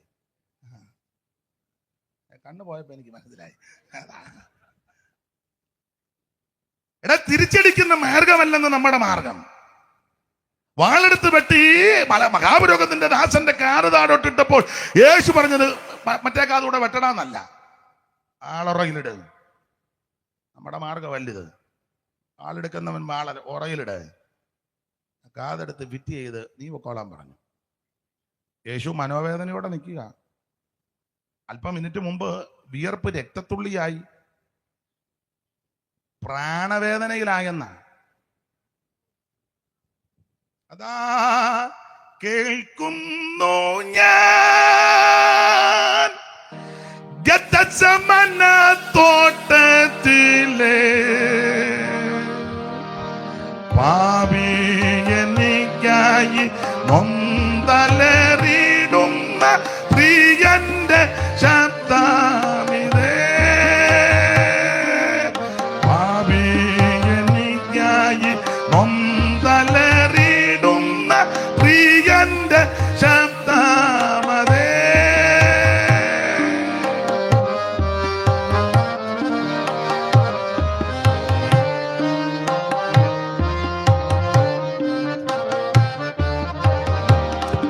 അതാ കേൾക്കുന്നു ഞാൻ ഗെത്സമന തോട്ടത്തിലെ.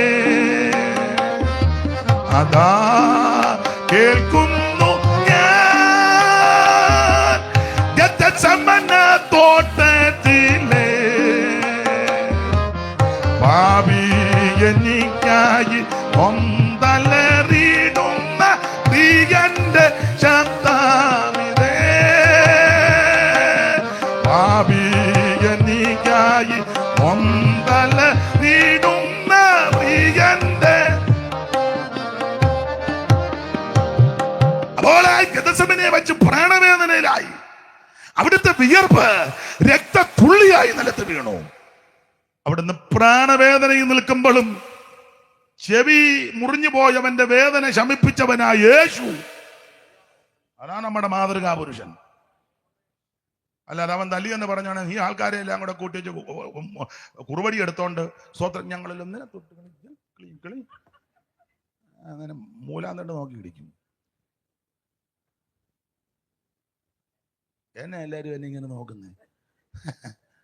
നമ്മുടെ മാർഗം അല്ലെന്ന്. നീ ചെയ്യേണ്ട മാർഗം പറയാം. മുട്ടയിലിരുന്ന് പ്രാർത്ഥിക്കണം. അതിനൊക്കെ താല്പര്യമുണ്ടോ? നീ MLA-യുടെ പുറകെ പോകണ്ട, MP-യുടെ പുറകെ പോകണ്ട, പഞ്ചായത്ത് പ്രസിഡന്റിന്റെ പുറകെ പോകണ്ട, മെമ്പറിന്റെ പുറകെ അവരൊക്കെ അവരെ ഏൽപ്പിച്ച കാര്യം ചെയ്യട്ടെ. നമുക്ക് വേണ്ടി പ്രവർത്തിക്കുന്നവൻ സ്വർഗത്തിലെ ദൈവമാ. ഈ ഉമ്മ ഇതിലെല്ലാം വായി നോക്കി നടന്നു വെച്ചാൽ അവന് ഇച്ചിരി കാശ് കൊടുത്ത് മറ്റവനും കൊടുത്ത്.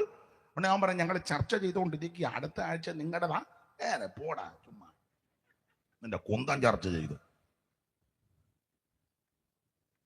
ഇവിടെ ആര് ഭരിച്ചാലും ശരിയാകുകയല്ലെന്നാ പുസ്തകം പഠിപ്പിക്കുന്നത്. ഇനി ഭരിക്കും ആരാ? യേശു ക്രിസ്തു. അതാണല്ലോ ദാനിയേൽ പ്രവചനം.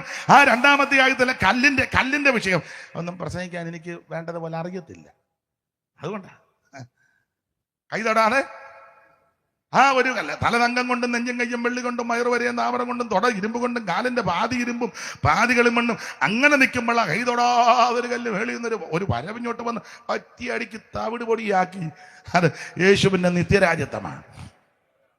ഉന്നതമായ ഗിരിക്കുമേൽ നിന്ന് വന്നിട്ടും കല്ലു പാതാന്തികെ ചെന്നു. ഉന്നതമായ ഗിരിക്കുമേൽ നിന്ന് വന്നിട്ടും കല്ലു പാതാന്തികെ ചെന്നു.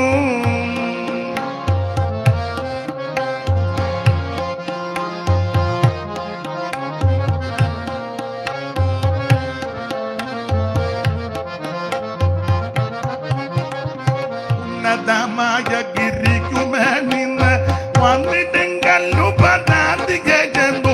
ചൂർണീകരിക്കും രാജ്യങ്ങളാണ് വന്ന കല്ലു വന്മലയ്ക്ക് തുല്യമായി നിറഞ്ഞുവാൻ. 5-ാം രാജ്യം ഉണ്ടാമേ പരവ. 5-ാം രാജ്യം ഉണ്ടാമേ. തുഞ്ചിടാത്ത കേൾക്കിൽ നിന്ന് നെഞ്ചിലാനന്ദം വളർത്തും. തുഞ്ചിടാത്ത കേൾക്കിൽ നെഞ്ചിലാനന്ദം വളർത്തും. കുഞ്ചിടാത്ത കേൾക്കിൽ നിന്ന് നെഞ്ചിലാനന്ദം വളർത്തും. കുഞ്ചിടാത്ത കേൾക്കിൽ നെഞ്ചിലാനന്ദം വളർത്തും. 5-ാം രാജ്യം ഉണ്ടാമേ പരവ. 5-ാം രാജ്യം ഉണ്ടാമേ.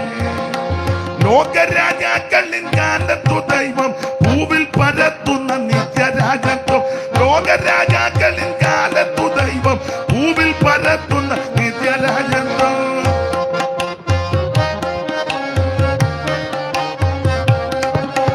ലോകരാജാക്കളിൻ കാലത്ത് ദൈവം ഭൂവിൽ പരത്തുന്ന നിത്യരാജത്വം.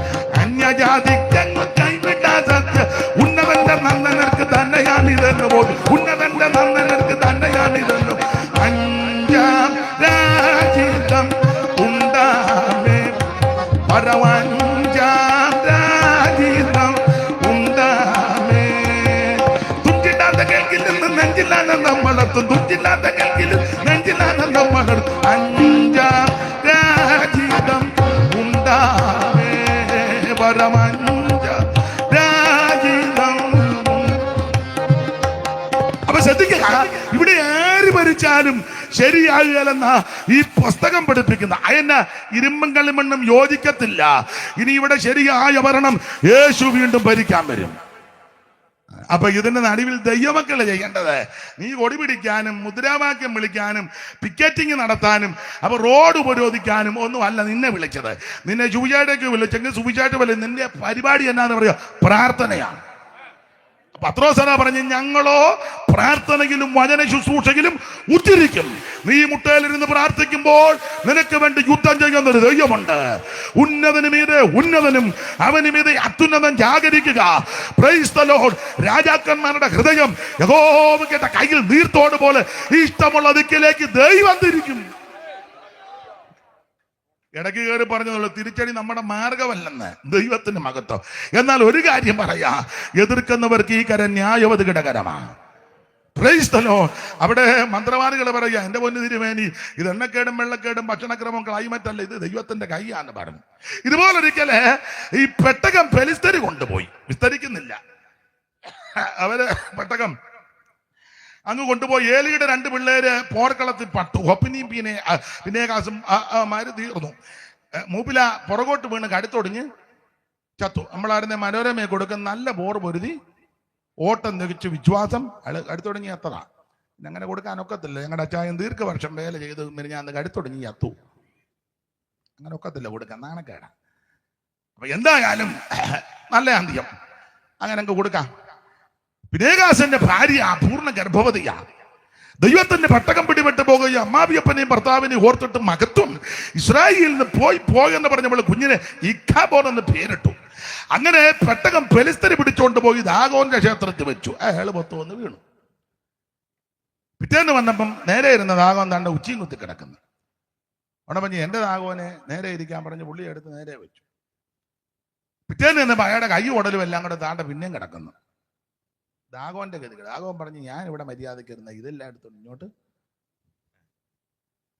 അപ്പോൾ അവര് പറഞ്ഞൊരു പദമുണ്ട്, ഇത് ദൈവത്തിന്റെ കയ്യാ. അതുകൊണ്ട് നമുക്ക് 5 എലി, 5 മൂലക്കുരു, 5 ചെല്ലം ഇതെല്ലാം കൂടെ ക്രമപ്പെടുത്തി ദൈവത്തിന്റെ പെട്ടകം അത് എടുത്ത് അങ്ങ് വിട്ടേക്കാൻ പറഞ്ഞു. ഇവിടെ വെക്കണ്ട, ഇവിടെ വെച്ചാ ദാഗോൻ ഇരിപ്പുറക്കിയല്ല, അയാൾ പൊത്തോന്ന് താഴെ വീടും. അതുകൊണ്ട് എൻ്റെ ദാഗോന്റെ അടിസ്ഥാന വിളക്കുന്നതാ പെട്ടകം. ഞാൻ ദാഗോനാ ഗീഗോനാന്നും പറഞ്ഞ് നീ മൂച്ചിട്ട് വന്നാൽ അടിച്ച് നിന്റെ ആദ്യം വലത്തെ ഒരം ഇറക്കും, പിന്നെ ഇടത്തെ ഒരം ഇറക്കും. ഞങ്ങളല്ലെന്ന് സ്വർഗത്തിലെ ദൈവം. മനസ്സിലായോ? അപ്പൊ നമ്മുടെ പ്രമാണം തിരിച്ചടിയല്ല, നമ്മുടെ പ്രമാണം പ്രാർത്ഥനയാണ്. ദൈവത്തിന്റെ മഹത്വം. അപ്പോൾ അവര് പറയുക ഇത് ദൈവത്തിന്റെ കൈ. പക്ഷേ മൊബൈൽ പിന്നെ നോക്കാം, സമയം നോക്കിയതാണോ? പിന്നെ എന്നാ നോക്കിയതാ?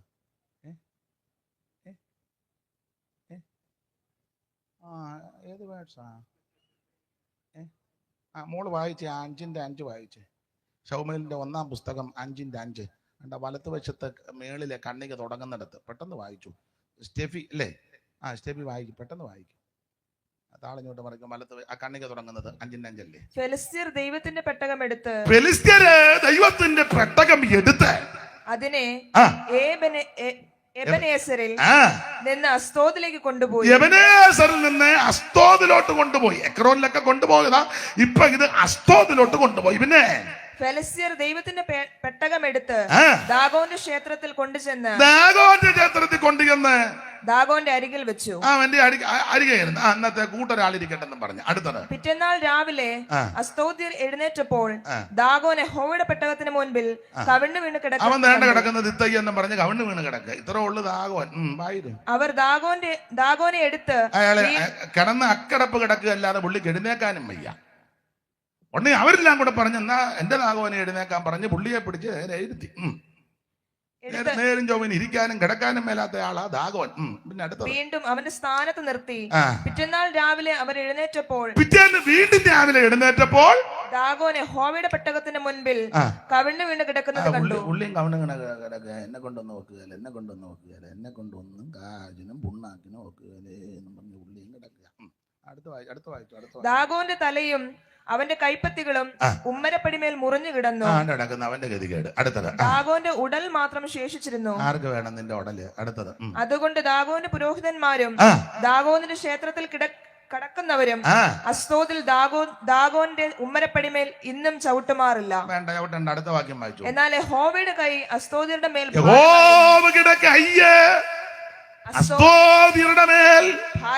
ഭാരമായി. കണ്ടോ, ദൈവത്തിന്റെ കയ്യാ എന്ന് പറഞ്ഞാൽ വ്യവസ്ഥ തെറ്റി, പ്രമേണം തെറ്റി. വ്യവസ്ഥയില്ലാത്തടത്തും പ്രമേണമില്ലാത്തടത്തും പ്രമേണമില്ലാത്തവരും ഇത് കൊണ്ടുപോയാൽ ചുമന്നാൽ വെച്ചാൽ ഈ കരം ന്യായവതിയുടെ കരമാണ്. Praise the Lord. ഇന്ന് രാത്രി അധികം വിസ്തരിക്കുന്നില്ല. എതിർക്കുന്നവർക്കെല്ലാം എതിരായ കയ്യ, എന്നാൽ അനുസരിക്കുന്ന ദൈവ കുഞ്ഞുങ്ങൾക്ക് ഈ കരം അനുഗ്രഹത്തിന്റെ കരമാ. രക്ഷിപ്പാൻ കഴിയാതെ യഹോവയുടെ കൈ കുറുകിയിട്ടില്ല. അതുകൊണ്ടല്ലയോ ബാബേൽ പ്രവാസം കഴിഞ്ഞ് അവർ തിരിച്ചു വരുമ്പോൾ അഖാവ ആറ്റിന്റെ അരികത്ത് വെച്ച് ഒരു ഉപവാസം അങ്ങോട്ട് പ്രസിദ്ധം ചെയ്തു. 8:21 കിടക്കുക. ആ ഉപവാസം പ്രസിദ്ധം ചെയ്ത് വെച്ച് എസ്രാ ശാസ്ത്രിയുടെ നേതൃത്വത്തിൽ വന്നവർ പറയുന്നൊരു പദമുണ്ട്, ഞങ്ങളുടെ ദൈവത്തിന്റെ കൈ ഞങ്ങൾക്ക് അനുകൂലമാകണം. വായിച്ചേ മോളെ, 22 വായിച്ചേ, 22 8:22 വായിച്ചേ. യഹോവ ശമൂവേലിനോട്, എസ്രായുടെ പുസ്തകം, സ്റ്റെഫി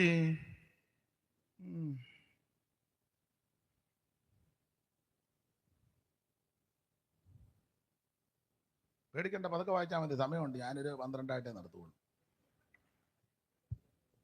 ഞങ്ങളുടെ ദൈവത്തിന്റെ കൈ അവനെ അന്വേഷിക്കുന്ന ഏവർക്കും അനുകൂലമായും അവനെ ഉപേക്ഷിക്കുന്ന ഏവർക്ക് ഞങ്ങളുടെ ദൈവത്തിന്റെ കൈ അവനെ അന്വേഷിക്കുന്ന ഏവർക്കും അനുകൂലമായും.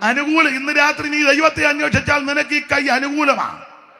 നീ ദൈവത്തെ സേവിച്ചാൽ, ദൈവത്തെ ആരാധിച്ചാൽ, ദൈവത്തെ അനുകൂലിച്ചാൽ, ദൈവത്തെ സേവിച്ചാൽ, ദൈവത്തിന്റെ പിന്നാലെ നീ നടന്നാൽ നിനക്ക് നിന്റെ സന്തതിക്കും കുടുംബത്തിനും അനുകൂലമാണ്. ദൈവത്തിന്റെ കൈ നിനക്ക് അനുകൂലമായ പിന്നെ ഒന്നും നീ പേടിക്കണ്ട. നിനക്ക് അനുകൂലമെങ്കിൽ പ്രതികൂലം ആരാ? ഈ കഷ്ടതയോ ദുഃഖമോ ദുരിതമോ പട്ടിണിയോ നഗ്നതയോ ആപത്തോ അനർത്ഥങ്ങളോ വാളോ കെടുതികളോ ഒന്നും ക്രിസ്തുവിന്റെ സ്നേഹത്തിൽ നിന്ന് നിന്നെ പിന്തിരിച്ചു കളയാൻ സാധ്യമല്ല. ഇന്ന് രാത്രി ദൈവത്തിന്റെ കൈ നിനക്ക് അനുകൂലമാണെങ്കിൽ നീ പേരപ്പെടരുത്. കരത്താലും പഠിച്ചു താൽമചാലും കരത്താലും പരിശുദ്ധാത്മജാതിയാൽ ഓ തിരുവചനം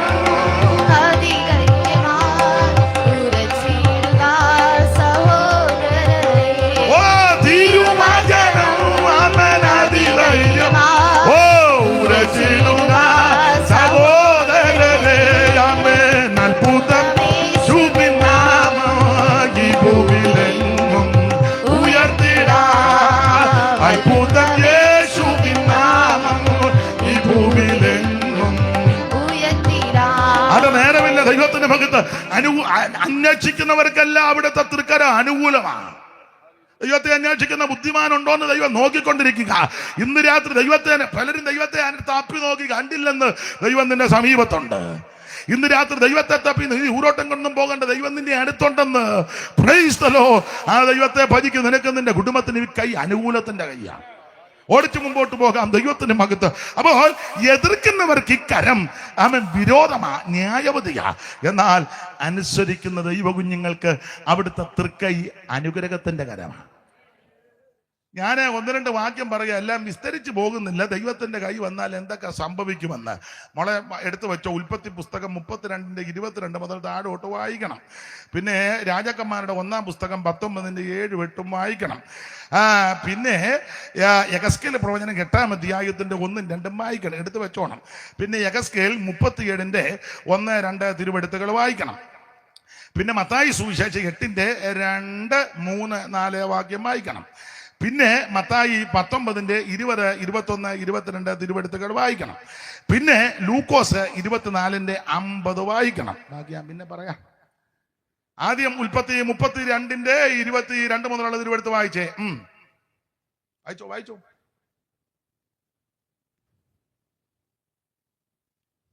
കൊച്ചുങ്ങൾ പെട്ടെന്ന് വായിക്കും. രാത്രിയിൽ അവൻ എഴുന്നേറ്റു തന്റെ 2 ഭാര്യമാരെയും രാത്രിയിൽ അവൻ എഴുന്നേറ്റ് തന്റെ 2 ഭാര്യ. ചരിത്രം അറിയാം. പുസ്തകം പറഞ്ഞപ്പം അധ്യായം പറഞ്ഞപ്പോ കുറച്ചുകൂടെ മനസ്സിലായി. അവൻ എഴുന്നേറ്റു. ആരാ? ഏക്കപ്പ്. 2 ഭാര്യ, ലേയാമ്മയും റൈച്ചലമ്മയും. പിന്നെ തന്റെ 2 ദാസി ബിൽഗാമ്മയും ജിൽപ്പാമ്മയും. പിന്നെ 11 പുത്രന്മാരെ. അയ്യോ, രൂബേൻ മുതലേ യോസേഫ് വരെയുള്ളതായ 11 പുത്രന്മാര്. അന്ന് ബെന്യാമീൻ ജനിച്ചിട്ടില്ല. അവൻ അക്കരെ കയറി പിന്നെ സുക്കോത്ത് ഒക്കെ കഴിഞ്ഞ് പിന്നെ എപ്രാത്തിലോട്ട് പോകുന്ന വഴിയാ യവനെ ഈ തള്ള പ്രസവിക്കുകയും തള്ളയതോടെ ഇത് സമാപ്ത ഹുവ. അപ്പൊ എന്തായാലും കൊള്ളാം. രാത്രിയിൽ യാക്കോബ് എഴുന്നേറ്റു. അങ്ങനെ ആ ഉൽപ്പത്തി 32:22 രാത്രിയിൽ യാക്കോബ് എഴുന്നേറ്റ്. ഞാൻ ഇടയ്ക്ക് പറയാ, ഇയാളങ്ങനെ രാത്രി എഴുന്നേക്കുന്ന ആളല്ല. പൂണന്റെ വീട്ടിൽ നിന്ന് വെച്ച് തന്തയ്ക്കേ കയറി അങ്ങനെയുള്ള ആൾക്കാർ നമ്മുടെ ഇടയിൽ നല്ല എടുപ്പിട ചേര പന്നിയലിയ വിഴുങ്ങിയതുപോലെ ഒരു സ്തോത്രം പോലും പറയാൻ പിന്നെ ആവതില്ല. അങ്ങനെയുള്ള ആൾക്കാരുണ്ട്. അതിനാ സ്തോത്രം പറഞ്ഞ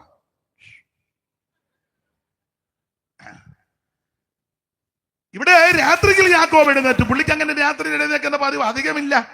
അതിനാ ഇയോടി പുള്ളി സന്ധ്യക്കെ കിടന്നുറങ്ങുന്നവനാ. അതിനാ ഇയോടി ചേട്ടനെ പേടിച്ച് ഓടി ഒരു സ്ഥലത്ത് വന്നപ്പോ സൂര്യൻ വൈകി അസ്തമിച്ചുടനെ പുള്ളി ഓട്ടത്തിന്റെ ക്ഷീണവും പ്രയാസവും കൊണ്ട് നോക്കിയപ്പം കിടക്കാൻ പറ്റിയ സ്ഥലമാ, ആരും കൂടെ ഇല്ലല്ലോ. പുള്ളി അവിടെ അങ്ങ് കിടന്ന് തലയണയായിട്ടൊരു കല്ലും കിട്ടി അവിടെ കിടന്നങ്ങ് ഉറങ്ങി. സന്ധ്യക്ക് തലയിണയായി കൽമാത്രം എന്നെണ്ണുമ്പോൾ കോവേണിയിൽ ദൂതന്മാരിറങ്ങി വരും. തലയിണയായി കൽമാത്രം എന്നെണ്ണുമ്പോൾ കോവേണിയിൽ ദൂതന്മാരിറങ്ങി വരും. പിളർന്നതാ പാറയേ നിന്നിൽ ഞാൻ മറയട്ടെ. പിളർന്നതാ പാറയേ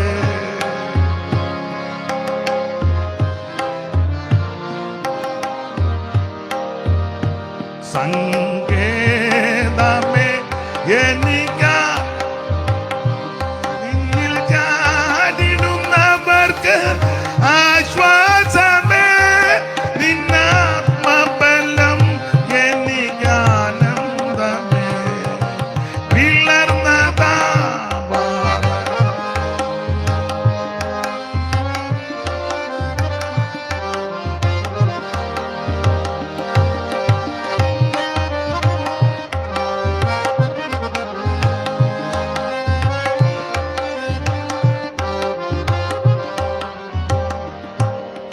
ഏകനെന്ന് നീ കാറ്റു തീണ്ടുമ്പോൾ തുണയായാരും ഇല്ലെങ്കിൽ ഏകനെന്ന് നീ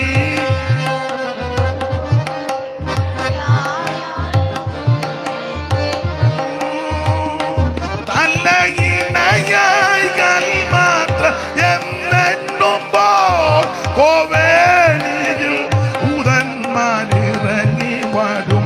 തലയിൽ അനുഭവത്തിന്റെ വെളിച്ചത്തിൽ പാട്, ചിന്തിച്ച് ധ്യാനിച്ചു പാട്. കോവേണിയിൽ ദൂതന്മാർ ഇറങ്ങി വരും. പിളർന്നതാ പാറയേ നിന്നിൽ ഞാൻ മറയട്ടെ. പിളർന്നതാ പാറയേ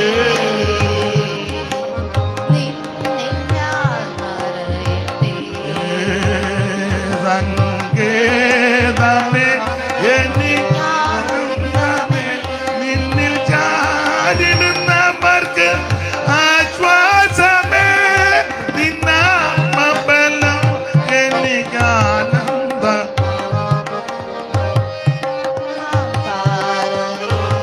കരമുയർത്തി കർത്താവിന് മഹത്വം കൊടുക്ക. സന്ധ്യക്ക് കിടന്ന പുള്ളിയാ യാക്കോബ്. ഇപ്പൊ തന്റെ രാത്രിയായിട്ടും കിടക്കുന്നില്ല, കിടന്നിട്ട് കിടപ്പും രാത്രിയിൽ എഴുന്നേറ്റെന്ന്. അങ്ങനെ ഒരു പതിവ് പുള്ളിക്ക് ഇല്ല. പുള്ളി രാത്രിയിൽ എഴുന്നേറ്റു. സ്തോത്രം, രാത്രിയിൽ എഴുന്നേറ്റു. രണ്ട് ഭാര്യ റാഹേലും രണ്ട് ദാസി ബിൽഗ ശില്പ 11 പിള്ളേരെയും കൂട്ടി യാബോക്ക് കടവ് കടന്നു. വായിച്ചേ. അങ്ങനെ അവൻ അവരെ കൂട്ടി ആറ്റിനക്കരെ കടത്തി. പിന്നെ തനിക്കുള്ളതൊക്കെയും അക്കരെ കടത്തിയ ശേഷം യാക്കോബ് തനിയെ ശേഷിച്ചു. അപ്പോൾ ഒരു പുരുഷൻ ഉഷസാകുള്ളവനോട് മല്ല് പിടിച്ചവനെ മല്ല് പിടിക്കയിൽ അവൻ ജയിക്കയില്ല എന്ന് കണ്ടപ്പോൾ പുരുഷൻ അവന്റെ തുടകിടെ തടം തൊട്ടു. പിന്നെ ആകയാൽ അവന്റെ തുടകിടെ യാക്കോബിന്റെ തുടകിടെ തടം മുളുക്കിപ്പോയി. പിന്നെ എന്നെ വിടുക, ഉഷസ്വദിക്കുന്നുവെന്ന് പറഞ്ഞതിന് നീ എന്നെ അനുഗ്രഹിച്ചല്ലാതെ ഞാൻ നിന്നെ വിടുകയില്ല എന്ന് പറഞ്ഞു. ദൂതൻ ചോദിക്കുക, നിന്റെ പേരെന്ത്? യാക്കോബ് എന്നാകുന്നവൻ പറഞ്ഞു, നിന്റെ പേര് നീ യാക്കോബ് എന്നല്ല ഇസ്രായേൽ എന്ന് വിളിക്കപ്പെടുമെന്ന് ദൂതൻ തിരിച്ചു പറഞ്ഞു. 33:4 വായിച്ച്. ഏശാവ് ഓടി വന്ന താഴെ ഏശാവ് ഓടി വന്നവനെ എതിരേറ്റ് ആലിംഗനം ചെയ്ത് അവന്റെ കഴുത്തിൽ വീണ് ചുംബിച്ച് രണ്ടുപേരും കരഞ്ഞു. പശ്ചാത്തല ഭാഗം അധികം വിസ്തരിക്കുന്നില്ല എന്ന് പറയണമെന്നൊക്കെ ഉണ്ട്. ഇപ്പൊ അതിന് മുതിരുന്നില്ല. ആ പ്രധാന കാര്യം പറഞ്ഞങ്ങ് വിടുക. രക്ഷിപ്പാൻ കഴിയാതെ വണ്ണം യഹോവയുടെ കയ്യെ കുറുകിയിട്ടില്ല. ഇവിടെ ഇതാ യാക്കോബിനെ ദൈവം തൊട്ടു. യാക്കോബിനെ അവിടുത്തെ തൃക്കരം കൊണ്ടൊന്ന് തൊട്ടു. ആ തൊട്ടകരം ഇന്ന് കുറുകിപ്പോയിട്ടില്ല. ചരിത്രവും പശ്ചാത്തലവും ചേട്ടൻ, എന്റെ ഭാഷയാ, ചേട്ടൻ ഇവനെ കൊടുവാളുമായിട്ട് നിൽക്കുക കൊല്ലാൻ. ഇവന് ചെറിയ ട്രിക്ക് കാണിച്ചതാ. ഇവനെ ഇടയ്ക്കിടയ്ക്ക് ട്രിക്ക് കാണിക്കും. പണ്ട് ചേട്ടൻ വയലിൽ നിന്ന് ക്ഷീണിച്ചു വന്നപ്പോ ഇവനെ വെളിമ്പ്രദേശത്ത് കുക്കറി ഷോ, എങ്ങനെ സാമ്പാർ ഉണ്ടാക്കാം, നിങ്ങൾക്ക് മനസ്സിലാകുന്നില്ല. പായസത്തിന് എന്തൊക്കെയാണ് നമ്മൾ ചേർക്കുന്നത്? അവനെ ക്ഷീണിച്ച് വേട്ടയെല്ലാം കഴിഞ്ഞ് ആകെ ക്ഷീണിച്ച് വന്നപ്പോ അവൻ കുക്കറി ഷോ ചാനലും ഒക്കെ ഉണ്ട്.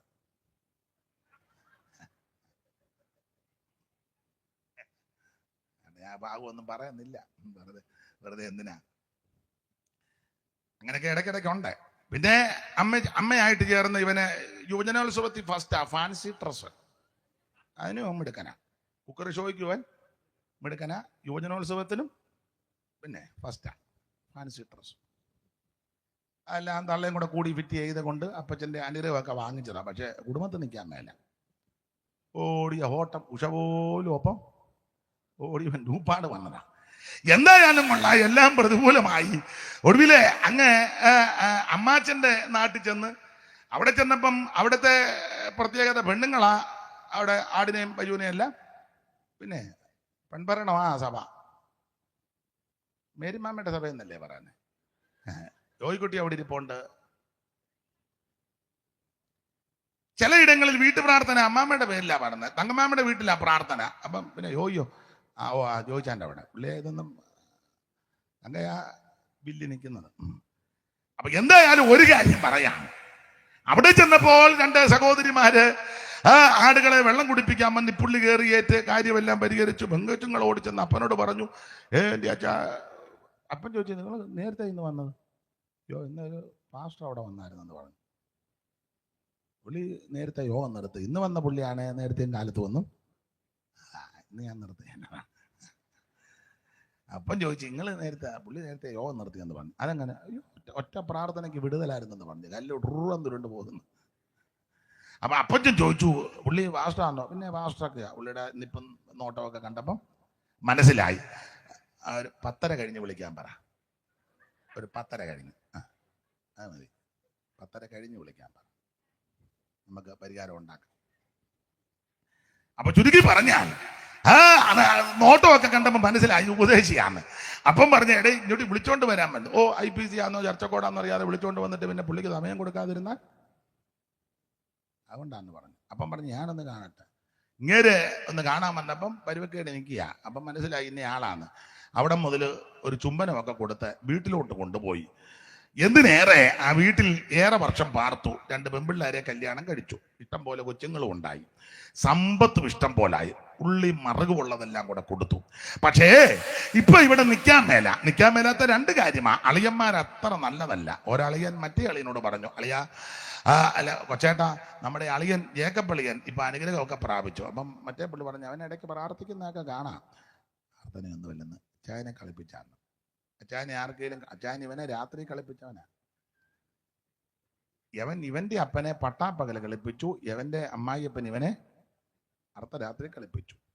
അപ്പന് കാഴ്ച ഇല്ലാത്തപ്പോ കളിപ്പിച്ചു. ഇവന് നല്ല കണ്ണും 2 തെളിഞ്ഞിരുന്നപ്പോഴാണ് ഇവനെ അമ്മാച്ചൻ കളിപ്പിച്ചത്. മനസ്സിലായോ? വിതയ്ക്കുന്നത് കൊയ്യുവേ, വിതയ്ക്കുന്ന കൊയ്യും. സ്തോത്രം, സ്തോത്രം. എന്തിനേറെ ഒടുവിൽ ഇവിടെ ഇപ്പം നിൽക്കാൻ വയ്യ. അപ്പോൾ യാക്കോബ് ഒരു തീരുമാനമെടുത്തു. വന്നു കയറിയെടുത്ത് നിൽക്കാൻ മേല, എല്ലാം പ്രതികൂലമാ. അങ്ങനെ യാക്കോബ് രാത്രിയിൽ എഴുന്നേറ്റ് ഭാര്യമാരെയും ദാസിമാരെയും പിള്ളേരെയും കൂട്ടി അമ്മാവിയപ്പന്റെ അമ്മാച്ചന്റെ വീട് വിട്ട് സ്വന്തം വീട്ടിലോട്ട് പോകുമ്പോൾ തന്റെ ഹൃദയത്തിലൊരു വേദനയുണ്ട്. 20 കൊല്ലം മുമ്പ് കൊടുവാളുമായിട്ട് വെട്ടാൻ കൊല്ലാൻ നിന്ന ഏശാവ് അവിടെ ഉണ്ട്. ഇത് ഭാര്യമാരോടും പിള്ളേരോടും പറഞ്ഞാൽ ഇതുങ്ങൾ വരികയില്ല. എന്റെ ഏട്ടായി എന്നെ കൊല്ലാൻ നിൽക്കാനോ നല്ല പറയും, പോകണ്ട, അത് എത്താന്നില്ല, നിങ്ങൾ ഇവിടെ നിൽക്കി, ഞാൻ കഞ്ഞിയൊക്കെ തരാന്ന് പറയും. നിന്നാ അത്ര ശരിയാകുകയില്ല. തള്ളയുടെ വീട്ടിൽ നിന്നാ എപ്പോഴും തള്ളയ്ക്ക് ഒരു പിടിയുണ്ട്. ഇടയ്ക്ക് കയറി പറയും എൻ്റെ വീടാ ഭാഷ.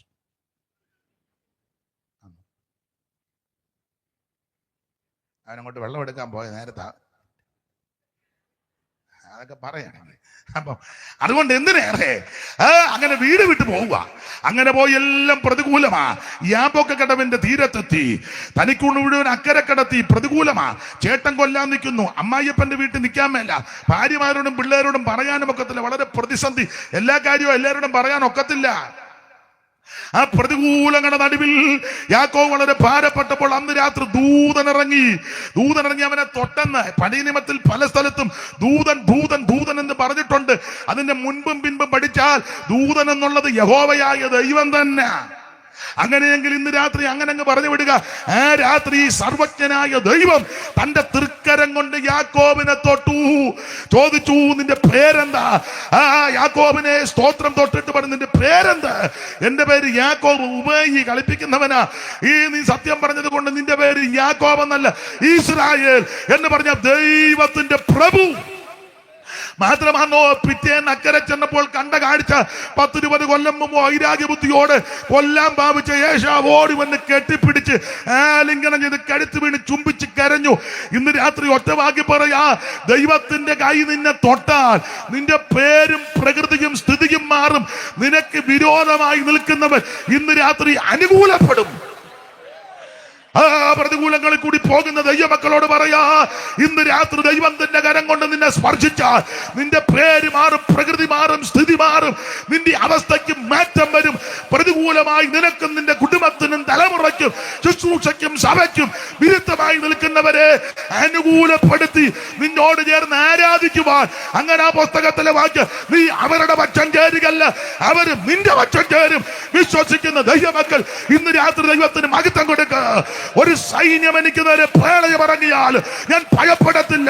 ഇന്ന് രാത്രി നിന്നെ വിടുവിക്കുന്നവൻ, നിന്നെ രക്ഷിക്കുന്നവൻ, നിനക്ക് സഹായം തരുന്നവൻ, പ്രതികൂലങ്ങളെ അനുകൂലമാക്കുന്നവൻ ഇന്ന് രാത്രി കൂടെ വന്നിട്ടുണ്ട്. യാക്കോബിനെ തൊട്ടകര കുറുകിയില്ല. ഇന്ന് രാത്രി ഈ കരം ചിലരെ സ്പർശിക്കട്ടെ.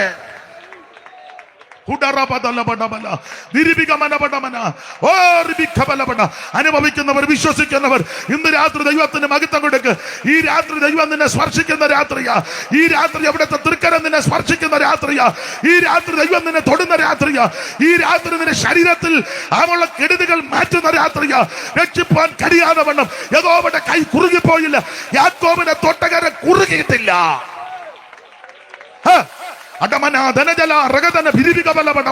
അനുഭവിക്കുന്നവരും രാത്രി ദൈവത്തിന് മഹത്വം കൊടുക്കുക. യാക്കോബിൻ ദൈവമെന്ന് നമുക്കുള്ളവൻ നമ്മെ ജീവ പര്യന്തം കാത്തിടുമേ. യാക്കോബിൻ ദൈവമെന്നു നമുക്കുള്ളവൻ നമ്മെ ജീവ ഓരോ നിമിഷമൻ കൃപ നൽകി നമ്മെ ഇമ്മാനുവേൽ ഇടുമേ. അവൻ ഓരോ നിമിഷവും കൃപ നൽകി നമ്മെ ഇടുമേ. ഹല്ലേലൂയ, അവൻ ആത്മരക്ഷകൻ. ഹല്ലേലൂയ, അവൻ സൗഖ്യദായകൻ. ഹല്ലേലൂയ, അവൻ ആത്മരക്ഷകൻ. ഓ ഹല്ലേലൂയ, ആത്മനായകൻ നമ്മെ നിത്യതയ്ക്കായി ഒരുക്കിടുമേ.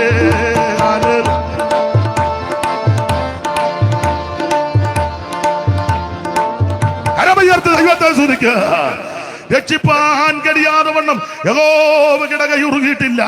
യാക്കോബിനെ തൊട്ടകരം കുറുകിയില്ല. ഇന്ന് രാത്രി ഈ കരം നിന്നെ തൊടാൻ പോകുകയാ. തൊട്ടാൽ എന്തോ സംഭവിക്കും? നിന്റെ പേരും പ്രകൃതിയും സ്ഥിതിയും മാറും. വിരോധമായി നിൽക്കുന്നവരെല്ലാം അനുകൂലപ്പെട്ടു വരും. Price the Lord. ഓടിച്ചു പറയാം. ഞാൻ ഇനി കൊച്ചുങ്ങളെ കൊണ്ട് വാക്യം വായിപ്പിക്കുന്നില്ല. അതല്ലേ മോളെ നല്ലത്. പിന്നെ താമസമാ. അതോ വായിക്കുമോ? എന്നാ ഒന്നുകൂടെ വായിച്ചേ. 19:7 രാജാക്കന്മാരുടെ 1-ാം പുസ്തകം. യഹോവയുടെ ദൂതൻ രണ്ടാം പ്രാവശ്യം വന്ന് അവനെ തട്ടി. എഴുന്നേറ്റ് തിന്നുക. എഴുന്നേക്കാൻ പറഞ്ഞു. മാണ്ട് കിടക്കാതെ എഴുന്നേറ്റ് തിന്നുക. എന്നോടാന്നോ? അങ്ങോട്ട് നോക്കി വായിക്കു വെച്ചേ. നിനക്ക് ദൂരയാത്ര ചെയ്യുവാനുണ്ടല്ലോ എന്ന് പറഞ്ഞു. അടുത്തത് അവൻ എഴുന്നേറ്റ് തിന്നും കുടിച്ചു. തിന്നു കുടിച്ച് ആഹാരത്തിന്റെ ബലം കൊണ്ട് 40 പകലും 40 രാവും ദൈവത്തിന്റെ പർവ്വതമായ 40 പകലും 40 രാവും നടന്ന് ദൈവത്തിന്റെ പർവ്വതമാകുന്ന ഒരേ ബോളം ചെന്ന് മതി മതി മതി മതി മതി മോളെ നന്ദി. യാക്കോബിനെ തൊട്ടകരം കുറുകിപ്പോയില്ല. ഇവിടെ വായിക്കുന്നത് യാക്കോബിന്റെ ദൂതൻ 2ാം പ്രാവശ്യവും വന്ന് അവനെ തട്ടി. ഉൽപ്പത്തി വായിച്ചത് യാക്കോബിനെ തൊട്ടു. രാജാക്കന്മാര് വായിച്ചത് ഏലിയാവിനെ തട്ടി. ഒരുത്തനെ തൊട്ടു, ഒരുത്തനെ തൊട്ടിട്ട് ബലപ്പെട്ടില്ലേ, നല്ല തട്ടു. ഈ ദൈവത്തിന്റെ തട്ട് മേടിക്കുന്നതിന് മുന്നേ ബേബി ഉടുമ്പളെ ബലപ്പെടുന്നതാ നല്ലത്. സ്തോത്രം. നീ തട്ടുകൊള്ളാൻ തന്നെ ഇരിക്കുക. അപ്പോൾ യാക്കോബിനെ തൊട്ടു, ഏലിയാവിനെ തട്ടാൻ കാര്യമുണ്ട്. ഒരു തള്ള ഏതാണ്ടും പറഞ്ഞെന്നും പറഞ്ഞ അയാൾ യാകാൻ കിടക്കുന്നേ. തള്ള പറഞ്ഞ എന്റെ പ്രവാചകന്മാരെ കൊന്നെങ്കിലും എന്റെ സ്ത്രീധനം തന്ന കൂട്ടത്തിൽ എന്റെ അപ്പച്ചൻ തന്നതാ എന്റെ പ്രവാചകന്മാര്. 450 400 850. എവിടെ അപ്പൻ സീദോനി രാജാവാക്കുന്ന ഇക്ബാലിന്റെ മകളാ ഇസബേൽ. അവളെ ഗാവ് കെട്ടിയത്. അപ്പം തള്ളയാ ഇതെല്ലാം നിയന്ത്രിക്കുന്നത്. അയാളിങ്ങനെ കിരീടം വെച്ചോണ്ട് ഇങ്ങനെ ഇരിക്കുന്നതല്ലാതെ അയാൾക്ക് ചില വീടുകളിൽ അങ്ങനെ അല്ല. തള്ളയാ കാര്യമല്ല പറഞ്ഞ അങ്ങേര് പറയും. ചിന്നമ്മ ഉണ്ടായിരുന്നു എന്നെ പുള്ളി പറ ഇല്ല ഇങ്ങനെ ഞാൻ ഇതേക്കട്ടെ ദൈവത്തിന്റെ മകൻ. എന്തായാലും ഈ തള്ളയാ ഇതെല്ലാം നിയന്ത്രിക്കുന്നത്. ഉപവാസ പ്രവർത്തന അമ്മാമ്മയെ ക്രമീകരിച്ച്, ഡേറ്റ് അമ്മാമ്മയെ ക്രമീകരിച്ചത്, ആൾക്കാരെ ശുശ്രൂഷയ്ക്ക് വിളിക്കുന്നതും. പിന്നെ എന്നിട്ട് പറഞ്ഞ അയാളെ പിടിച്ച് നാട് കൃതിയാക്കണമെന്ന് പറഞ്ഞു. ആരാ മനസ്സിലായില്ല? എല്ലാം അമ്മാമ്മ. നിങ്ങൾ കേട്ടിട്ടുള്ളത് പണ്ട് പഴയ ആൾക്കാർ പറയും അവരാച്ചനാണ്. അവരാണ് അവിടുത്തെ അച്ഛൻ. അവരാണ് അവിടുത്തെ അച്ഛൻ. എന്തായാലും കൊള്ളാം, ഇവള് ശുദ്രക്കാരിയാണ്. ശുദ്രപ്രയോഗം ചെയ്യുന്നവളാ ഇസബേല്. സീദോന്യ രാജാവാക്കുന്ന ഇക്ബാലിന്റെ പുത്രി ഇസബേല്. എന്തുവാ ഇവള് ശുദ്രപ്രയോഗം? അത് നമുക്കറിയാമല്ലോ. യേഹൂ ആത്മശക്തിയോടെ പണ്ട് ഇസ്രായേലിൽ വന്നപ്പോൾ യോരാഞ്ച് കലസൊക്കെ അവിടെ വന്നിരിക്കുക. മട്ടുപ്ലാവിലേക്ക് കൊണ്ട് നടന്നപ്പോൾ പൊടി പറക്കുന്നു. അപ്പോൾ പുള്ളി ഇങ്ങനെ കണ്ടമാനം പൂഴി പറക്കുന്നു. അപ്പൊ പുള്ളി കണ്ണ് തിരുമി വെച്ചു നോക്കിയപ്പോൾ അയ്യോ, പൂഴി പറക്കുന്ന കൂടെ ഒരു കൊടി പറന്നു വരുന്നല്ലോ. അപ്പോൾ പിന്നെ കണ്ണെന്ന് ചിമ്മി നോക്കിയപ്പോ എടാ, കൊടി മാത്രമല്ല, കൊടിക്ക് എമ്പളമുണ്ട്. ആ കൊടിയുടെ കീഴിൽ രഥമുണ്ട്. അപ്പൊ പിന്നെ കണ്ണ് ചിമ്മി നോക്കിയപ്പോ ഇതിങ്ങനെ ഓടി വരിക. കണ്ണു ചിമ്മി അങ്ങോട്ട് നോക്കിയപ്പോൾ ആ രഥത്തിനകത്തൊരുത്തം നിൽക്കുന്നു. പിന്നെ ഇമ വെട്ടിക്കാൻ നോക്കിയപ്പോൾ ആമൻ സ്തോത്രം ഒരുത്തം നല്ല പല എരിപരിയായിട്ട് നിൽക്കുക. ഉടനെ പറയുക, അയ്യോ കണ്ടിട്ട് ഇത് നിംഷികയുടെ മകനാകുന്ന ഏകു തളിക്കുന്നത് പോലെ ഇരിക്കുന്നു. അപ്പൊ കൂടെ നിന്നവൻ ചോദിച്ചു, അച്ചായൻ എങ്ങനെ ഇത് പിടികിട്ടി? മെസ്സേജ് വല്ലതും വന്നോ? വാട്സപ്പിൽ വല്ലതും വിട്ടോ? ആമൻ സ്തോത്രം. പിന്നെ വേറെ എന്തോണ്ട് ഏതാണ്ടല്ലോ എന്നതാ ഫേസ്ബുക്ക് എന്തായാലും കുന്തമാട്ടെ. ഇതിനകത്ത് വല്ലതും വിട്ടോ? പുള്ളി പറഞ്ഞ ഫേസ്ബുക്കും വാട്സപ്പും കുന്തവും കോടാലിയല്ലടാ, ഭ്രാന്തം വരുന്നത് പോലാടാ വരുന്നത്. ഭ്രാന്തം അതല്ലേ പ്രവാചകൻ തൈലക്കൊമ്പ് തൈലം നിറച്ച് നായകന്മാരിരുന്ന കൂട്ടത്തിൽ ചെന്ന് പറഞ്ഞു, നായക എനിക്ക് നിന്നോടൊരു കാര്യം പറയാനുണ്ട്. അപ്പൊ ചോദിച്ചു, ആരോടാ? നിന്നോട് തന്നെ. എന്നാ പറഞ്ഞാട്ടെ. ഇല്ലില്ല, ഇവിടെല്ലായിട്ട് പറയുന്നതല്ല. വിളിച്ച് അകത്ത് ഉൾമുറി കൊണ്ടുപോയിരുത്തിയച്ച് തൈലക്കൊമ്പിലെ തൈലം അവന്റെ ശിരസിനോട് ചേച്ചി പറഞ്ഞു, ദൈവം നിന്നെ പ്രഭുവാക്കി രാജാവാക്കി അഭിഷേകം ചെയ്തിരിക്കുക. അഭിഷേകതകല ഇവന്റെ തലയിലോട്ട് വീണപ്പോൾ ഇവന് ഭ്രാന്ത. സ്വോത്രം. നീ എത്ര കൊല്ലമായി അഭിഷേകം പ്രാപിച്ച്? നീ ഇന്ന് വരെ ആയത്ത് കൈയടിച്ചോ? തങ്ക എല്ലാ ഞായറാഴ്ച വന്ന് കർത്തൃ മേടിച്ചെടുക്കും. നീ ഇത്രയും കൊല്ലം കൊണ്ട് 50 കിലോ ബ്രെഡ് തിന്നില്ലേ?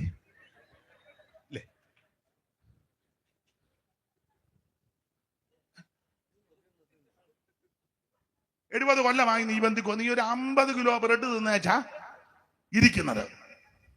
ഒരു ടാങ്കർ ലോറി പിടിപ്പത് വീഞ്ഞ് നീ അടിച്ചു. ഇത്രയും കൊല്ലം കൊണ്ടേ.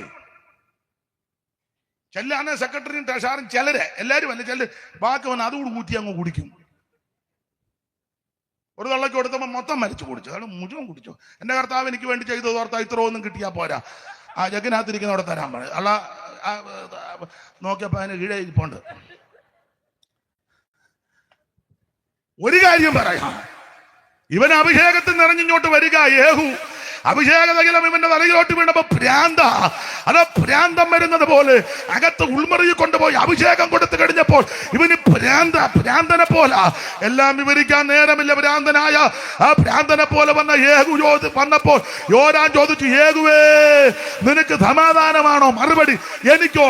എടാ, നിന്റെ അമ്മ ഇസബേലിന്റെ കൂടോത്രം ശുദ്രം ആ തന്ത്രം ഇങ്ങനെ കൊടികൊത്തു വാഴുമ്പോ എനിക്ക് വല്ല സ്വത്തതയുണ്ടോ? അപ്പോൾ ഇവള് കൂടോത്രം ചെയ്യുന്നവളാ, ഇവള് ശുദ്രക്കാരി, അവളാ അഭിഷേകത്തിന് വിരോധമായിട്ട് പറഞ്ഞ് ഞാൻ കണ്ടിക്കുമെന്ന് കാച്ചിക്കളയി വന്ന്. ഇത് കേട്ടപ്പോ ഇയാള് പേടിച്ച് ചൂടച്ചെടികിടെ കീടിച്ചെന്ന് കിടക്കുക. മതി കർത്താവേ മതി, ശുശ്രൂഷയൊക്കെ ചെയ്തു ശുശ്രൂഷകളിൽ ഇനിയും എന്നെ അങ്ങ് ഒത്തിരി ഓടി.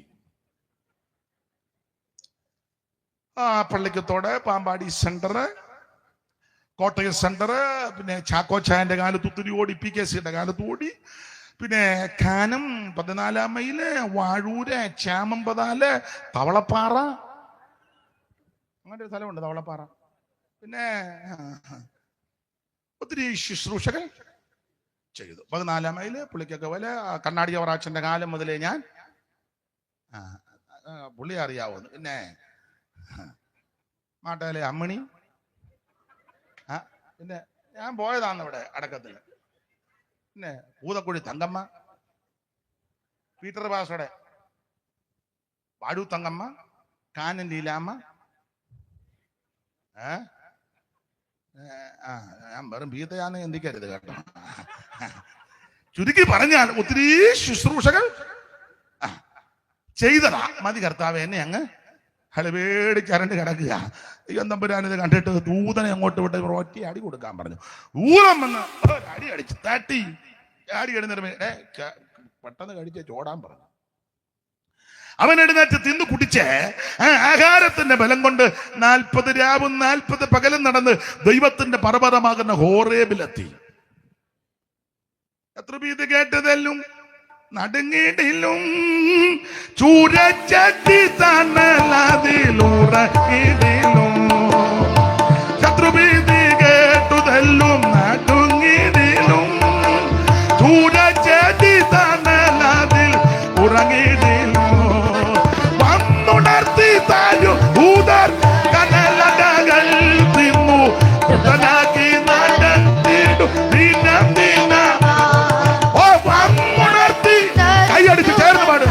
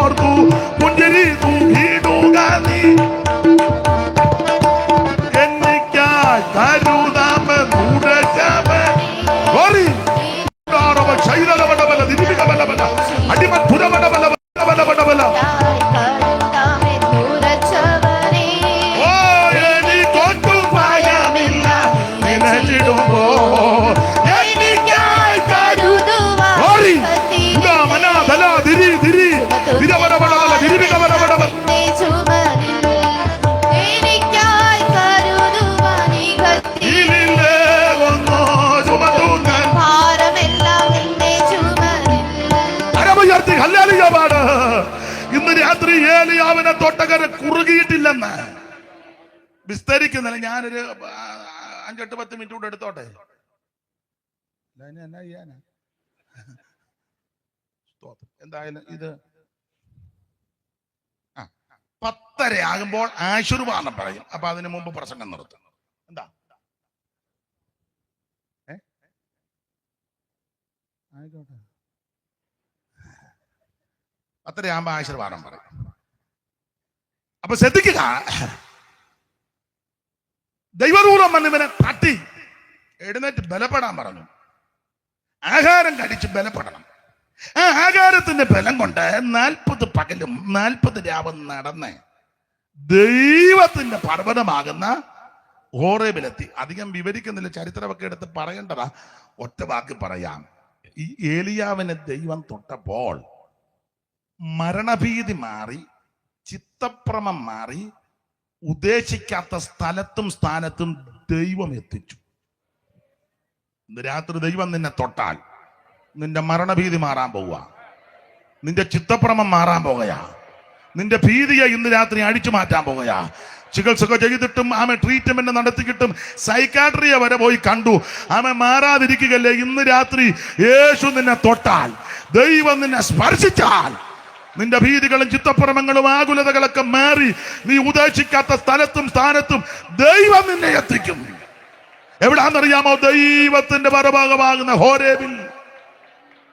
യാക്കോബിനെ തൊട്ടകരം കുറുകിപ്പോയിട്ടില്ല, ഏലിയാവിനെ തൊട്ടകരം കുറുകിയിട്ടില്ലെന്ന്. ഇടക്കത്തെ ഭാഗമെല്ലാം ഞാനങ്ങ് വിടുകയല്ല, ഞാനങ്ങ് അടങ്ങുക. ദൈവത്തിന്റെ മഹത്വം.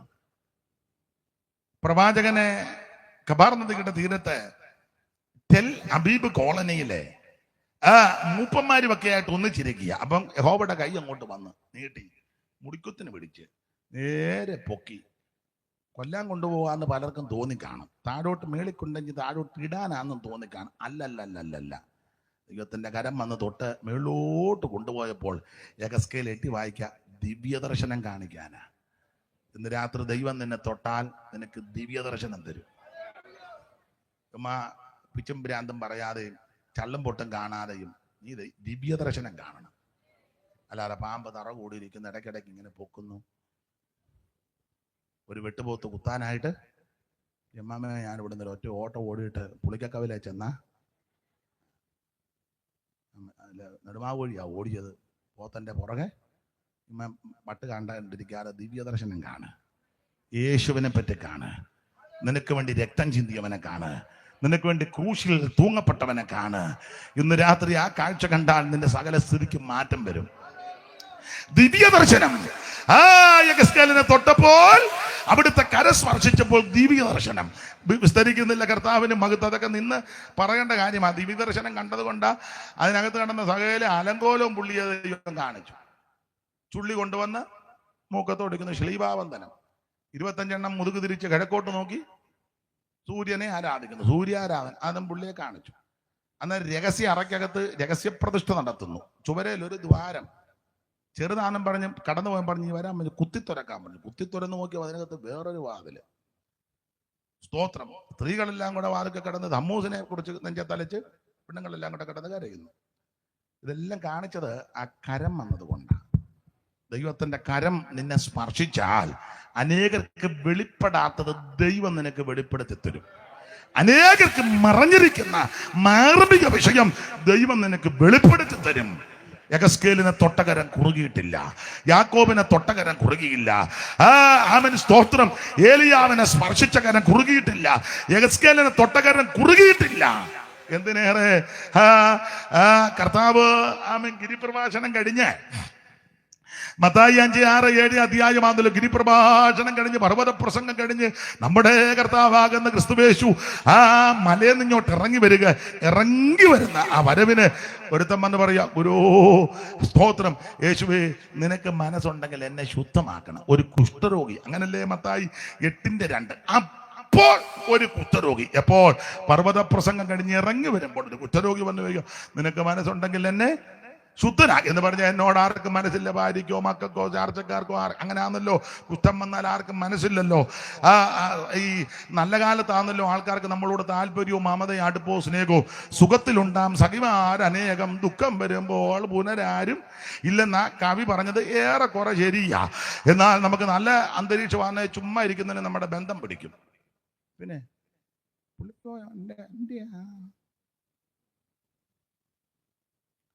എന്നാ ഗതികേടാന്ന് സ്വന്തം അനിയൻ പോലും നമ്മളെ കണ്ട, പുള്ളി നിങ്ങളുടെ ചേട്ടനല്ലേ, ഏതാ കണ്ടിട്ടുണ്ട്. എവിടെ വെച്ചാ? കോത്തലേ വെച്ച് കണ്ടതാണോ? ഒരു തള്ളയുടെ വയറ്റിൽ നിന്ന് ഇറങ്ങി വന്നതാ. അവൻ പറയാ കോത്തലേ വെച്ച് കണ്ടിട്ടുണ്ടെന്ന്. കാരണം ഗതികേടാ, അതുകൊണ്ടാ. അപ്പൊ ചുരുക്കി പറഞ്ഞാൽ ഇങ്ങനെയുള്ള രംഗങ്ങളിൽ എല്ലാവരും നിന്നെ കൈവിടും. ഒരുത്തർക്ക് മനസ്സ് കാണുകയല്ല, എല്ലാ മനസ്സും വിരോധമായി പോയപ്പോൾ പിന്നെ അറ്റ കൈക്ക് വന്നിക്കുക, ഗുരു നിനക്ക് എന്നോട് മനസ്സുണ്ടോ? കുഷ്ഠരോഗിയുടെ പ്രമാണമൊക്കെ വിസ്തരിച്ചാ പറയേണ്ടത്, ഒന്നും വിവരിക്കുന്നില്ല. യേശു കൈ നീട്ടി അവനെ തൊട്ടു, എനിക്ക് മനസ്സുണ്ട്. ഒരു കാര്യം ഇന്ന് രാത്രി പറയാം, എല്ലാ മനസ്സും എല്ലാ ഹൃദയങ്ങളും എല്ലാവരും നിനക്ക് വിരോധമായിട്ടായിരിക്കും ഇപ്പം നിൽക്കുന്നത്. എല്ലാവരും നിന്നെ ഉപേക്ഷിച്ച് കാണും. നീ ഒറ്റപ്പെടൽ അനുഭവിച്ചുകൊണ്ടിരിക്കുക, ഏകാന്തത അനുഭവിച്ചുകൊണ്ടിരിക്കുക. ചിലപ്പോൾ നീ ചിന്തിച്ച് നീ ആത്മഹത്യ പരിഹാരം. അല്ലല്ലല്ല, മദ്യപാനവും അല്ല പരിഹാരം, നാട് വിടുന്നതുമല്ല. യേശുവിന് നിന്നെ ആവശ്യമുണ്ട്. യേശുവിന് നിന്നോട് മനസ്സുണ്ട്. നീ ചിന്തിച്ചുകൊണ്ടിരിക്കുന്നത് എന്നോട് ആർക്കും മനസ്സില്ല, ഈ മുക്കാലിലും പള്ളിക്കത്തോടും ഇവിടെ നിന്നുള്ള ആർക്കും എന്നോട് മനസ്സില്ലെന്നാ നിന്റെ ചിന്ത. അല്ലല്ല, ഈ യോഗം വെച്ചിട്ട് പറയാ യേശുവിന് നിന്നോട് മനസ്സുണ്ട്. യേശു കൈ നീട്ടി അവനെ തൊട്ടേച്ച് പറഞ്ഞ സ്നേഹിത മനസ്സുണ്ട്. അന്നേരം അവന്റെ കുഷ്ഠം മാറി.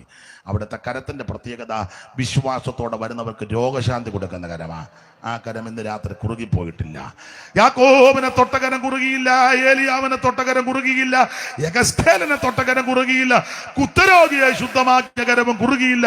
ഇന്ന് രാത്രി ആ കരത്തിന്റെ ശക്തി ഇവിടെ വ്യാപരിക്കുക. കുഷ്ഠരോഗികൾക്ക് നല്ല സൗഖ്യമേകി, ദൃഷ്ടി പോയവർക്ക് പാപൻ കാഴ്ചയും നൽകി. കുഷ്ഠരോഗികൾക്കു നല്ല സൗഖ്യമേകി, ദൃഷ്ടി പോയവർക്ക് പാപൻ കാഴ്ചയും നൽകി. നഗ്നജീവനായ ലാസർ 4 നാൾ കഴിഞ്ഞുയർത്തു.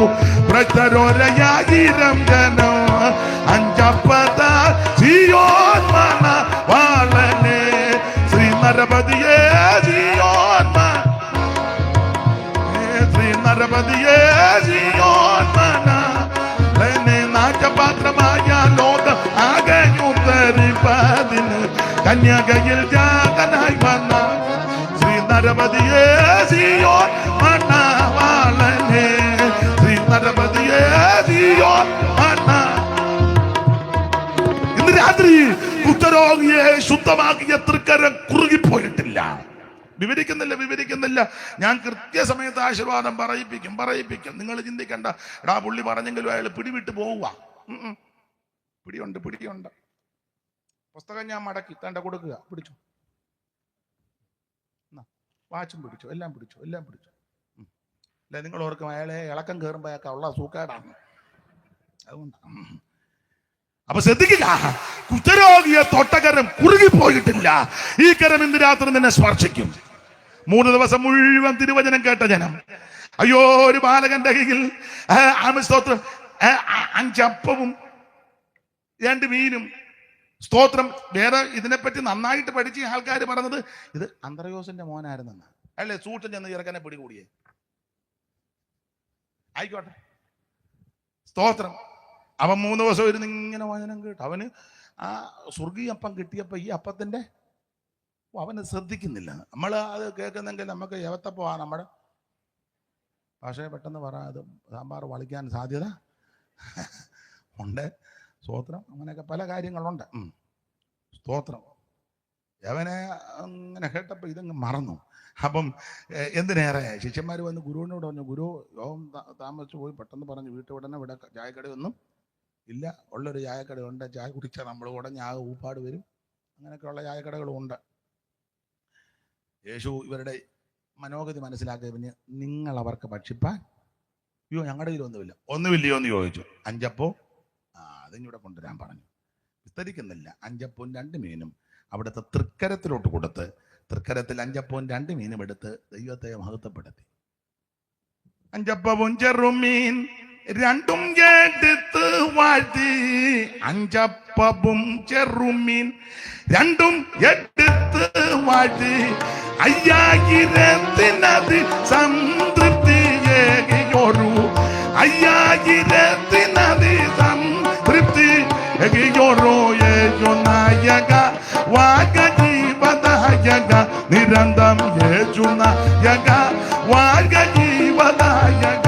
അപ്പൊ ശ്രദ്ധിക്കുക, 5 അപ്പവും 2 മീനും തൃക്കരത്തെടുത്ത് ദൈവത്തെ വാഴ്ത്തി കൊടുത്ത്, അയ്യോ വിളമ്പി ഇതിങ്ങടെ ഊപ്പാടും വന്ന് തിന്ന് നിങ്ങളുടെ എല്ലാം ഊപ്പാടും വന്ന് ബാക്കി കൊട്ടയ്ക്കകത്ത് വീട്ടിലും കൊണ്ടുപോയി.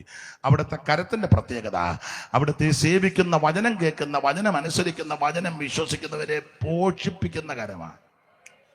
ഇന്ന് രാത്രി തന്നെ പോഷിപ്പിക്കും. ആ കരം കുറുകിപ്പോയില്ല. കൊച്ചുങ്ങളെയും കൊണ്ട് മാതാപിതാക്കൾ ഗുരുവിന്റെ അടുക്ക വന്നപ്പോൾ ശിഷ്യന്മാര് കയറി ഉടക്കി പിള്ളേരും പിള്ളേരുമായിട്ട് പോകും. ഇവിടെ സ്തോത്രം പ്രായമുള്ളവരുടെ കമ്മിറ്റിയൊക്കെ കൂടിക്കൊണ്ട് യേശു പറഞ്ഞ ശിശുക്കളെ തടയെടുത്ത് ഉപയോഗിച്ച അവരെ എൻ്റെ അടുക്കൽ ഇങ്ങോട്ട് വീട്. ഉമ്മ കൊച്ചുങ്ങളായി നീ സഭ കൊണ്ടുപോകേണ്ടത്, നീ ഉമ്മ പരുവക്കേടായി. സ്തോത്രം ഈ കൈ ഓടിക്കല്ലോ സ്തോത്രമല്ലോ, നിനക്ക് ശ്വാസം മുട്ടല്ലോ. അതുകൊണ്ട് കൊച്ചുങ്ങൾക്ക് അവസരം കൊടുക്കണം, വാക്യം വായിക്കാനും പാടാനും പ്രാർത്ഥന. നീ ഉമ്മ ഇങ്ങനെ ജനലിന്റെ കമ്പിയപ്പെട്ടു നീ പോക്കടിക്കാറായി. അതുകൊണ്ട് കർത്താവ് വരാൻ താമസിച്ചാൽ കൊച്ചുങ്ങൾക്ക് അവസരം ഒരുക്കി കൊടുക്കണം. അപ്പൊ അതുകൊണ്ട് ശിശുക്കളെ തടയരുത്, അവരെ എൻ്റെ അടുക്കൽ വിടുവീൻ.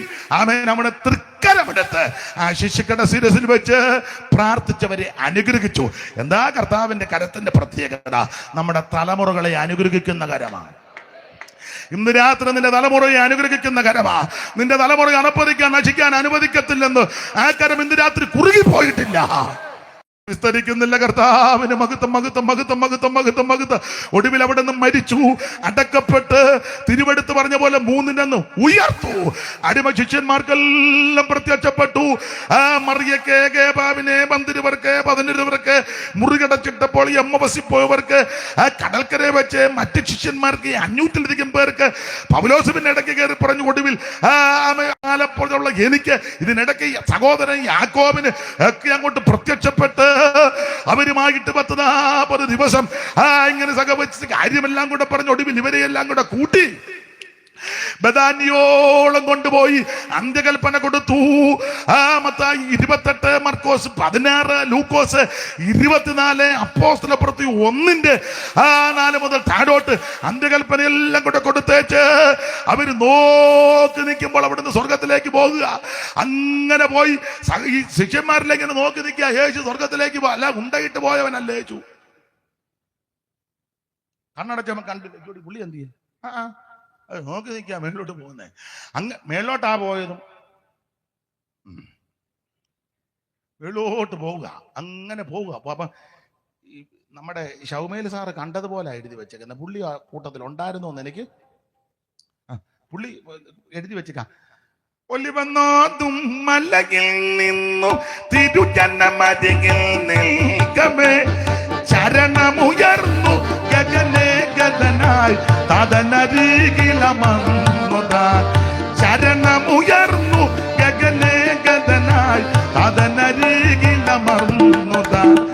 ഒലിവന്നോതും മലയിൽ നിന്നു തിരുജനമരികിൽ നിൽക്കമേ ചരണമുയർന്നു ഗഗനേ ഗഗനായി തദനരികിലമന്നുതാ.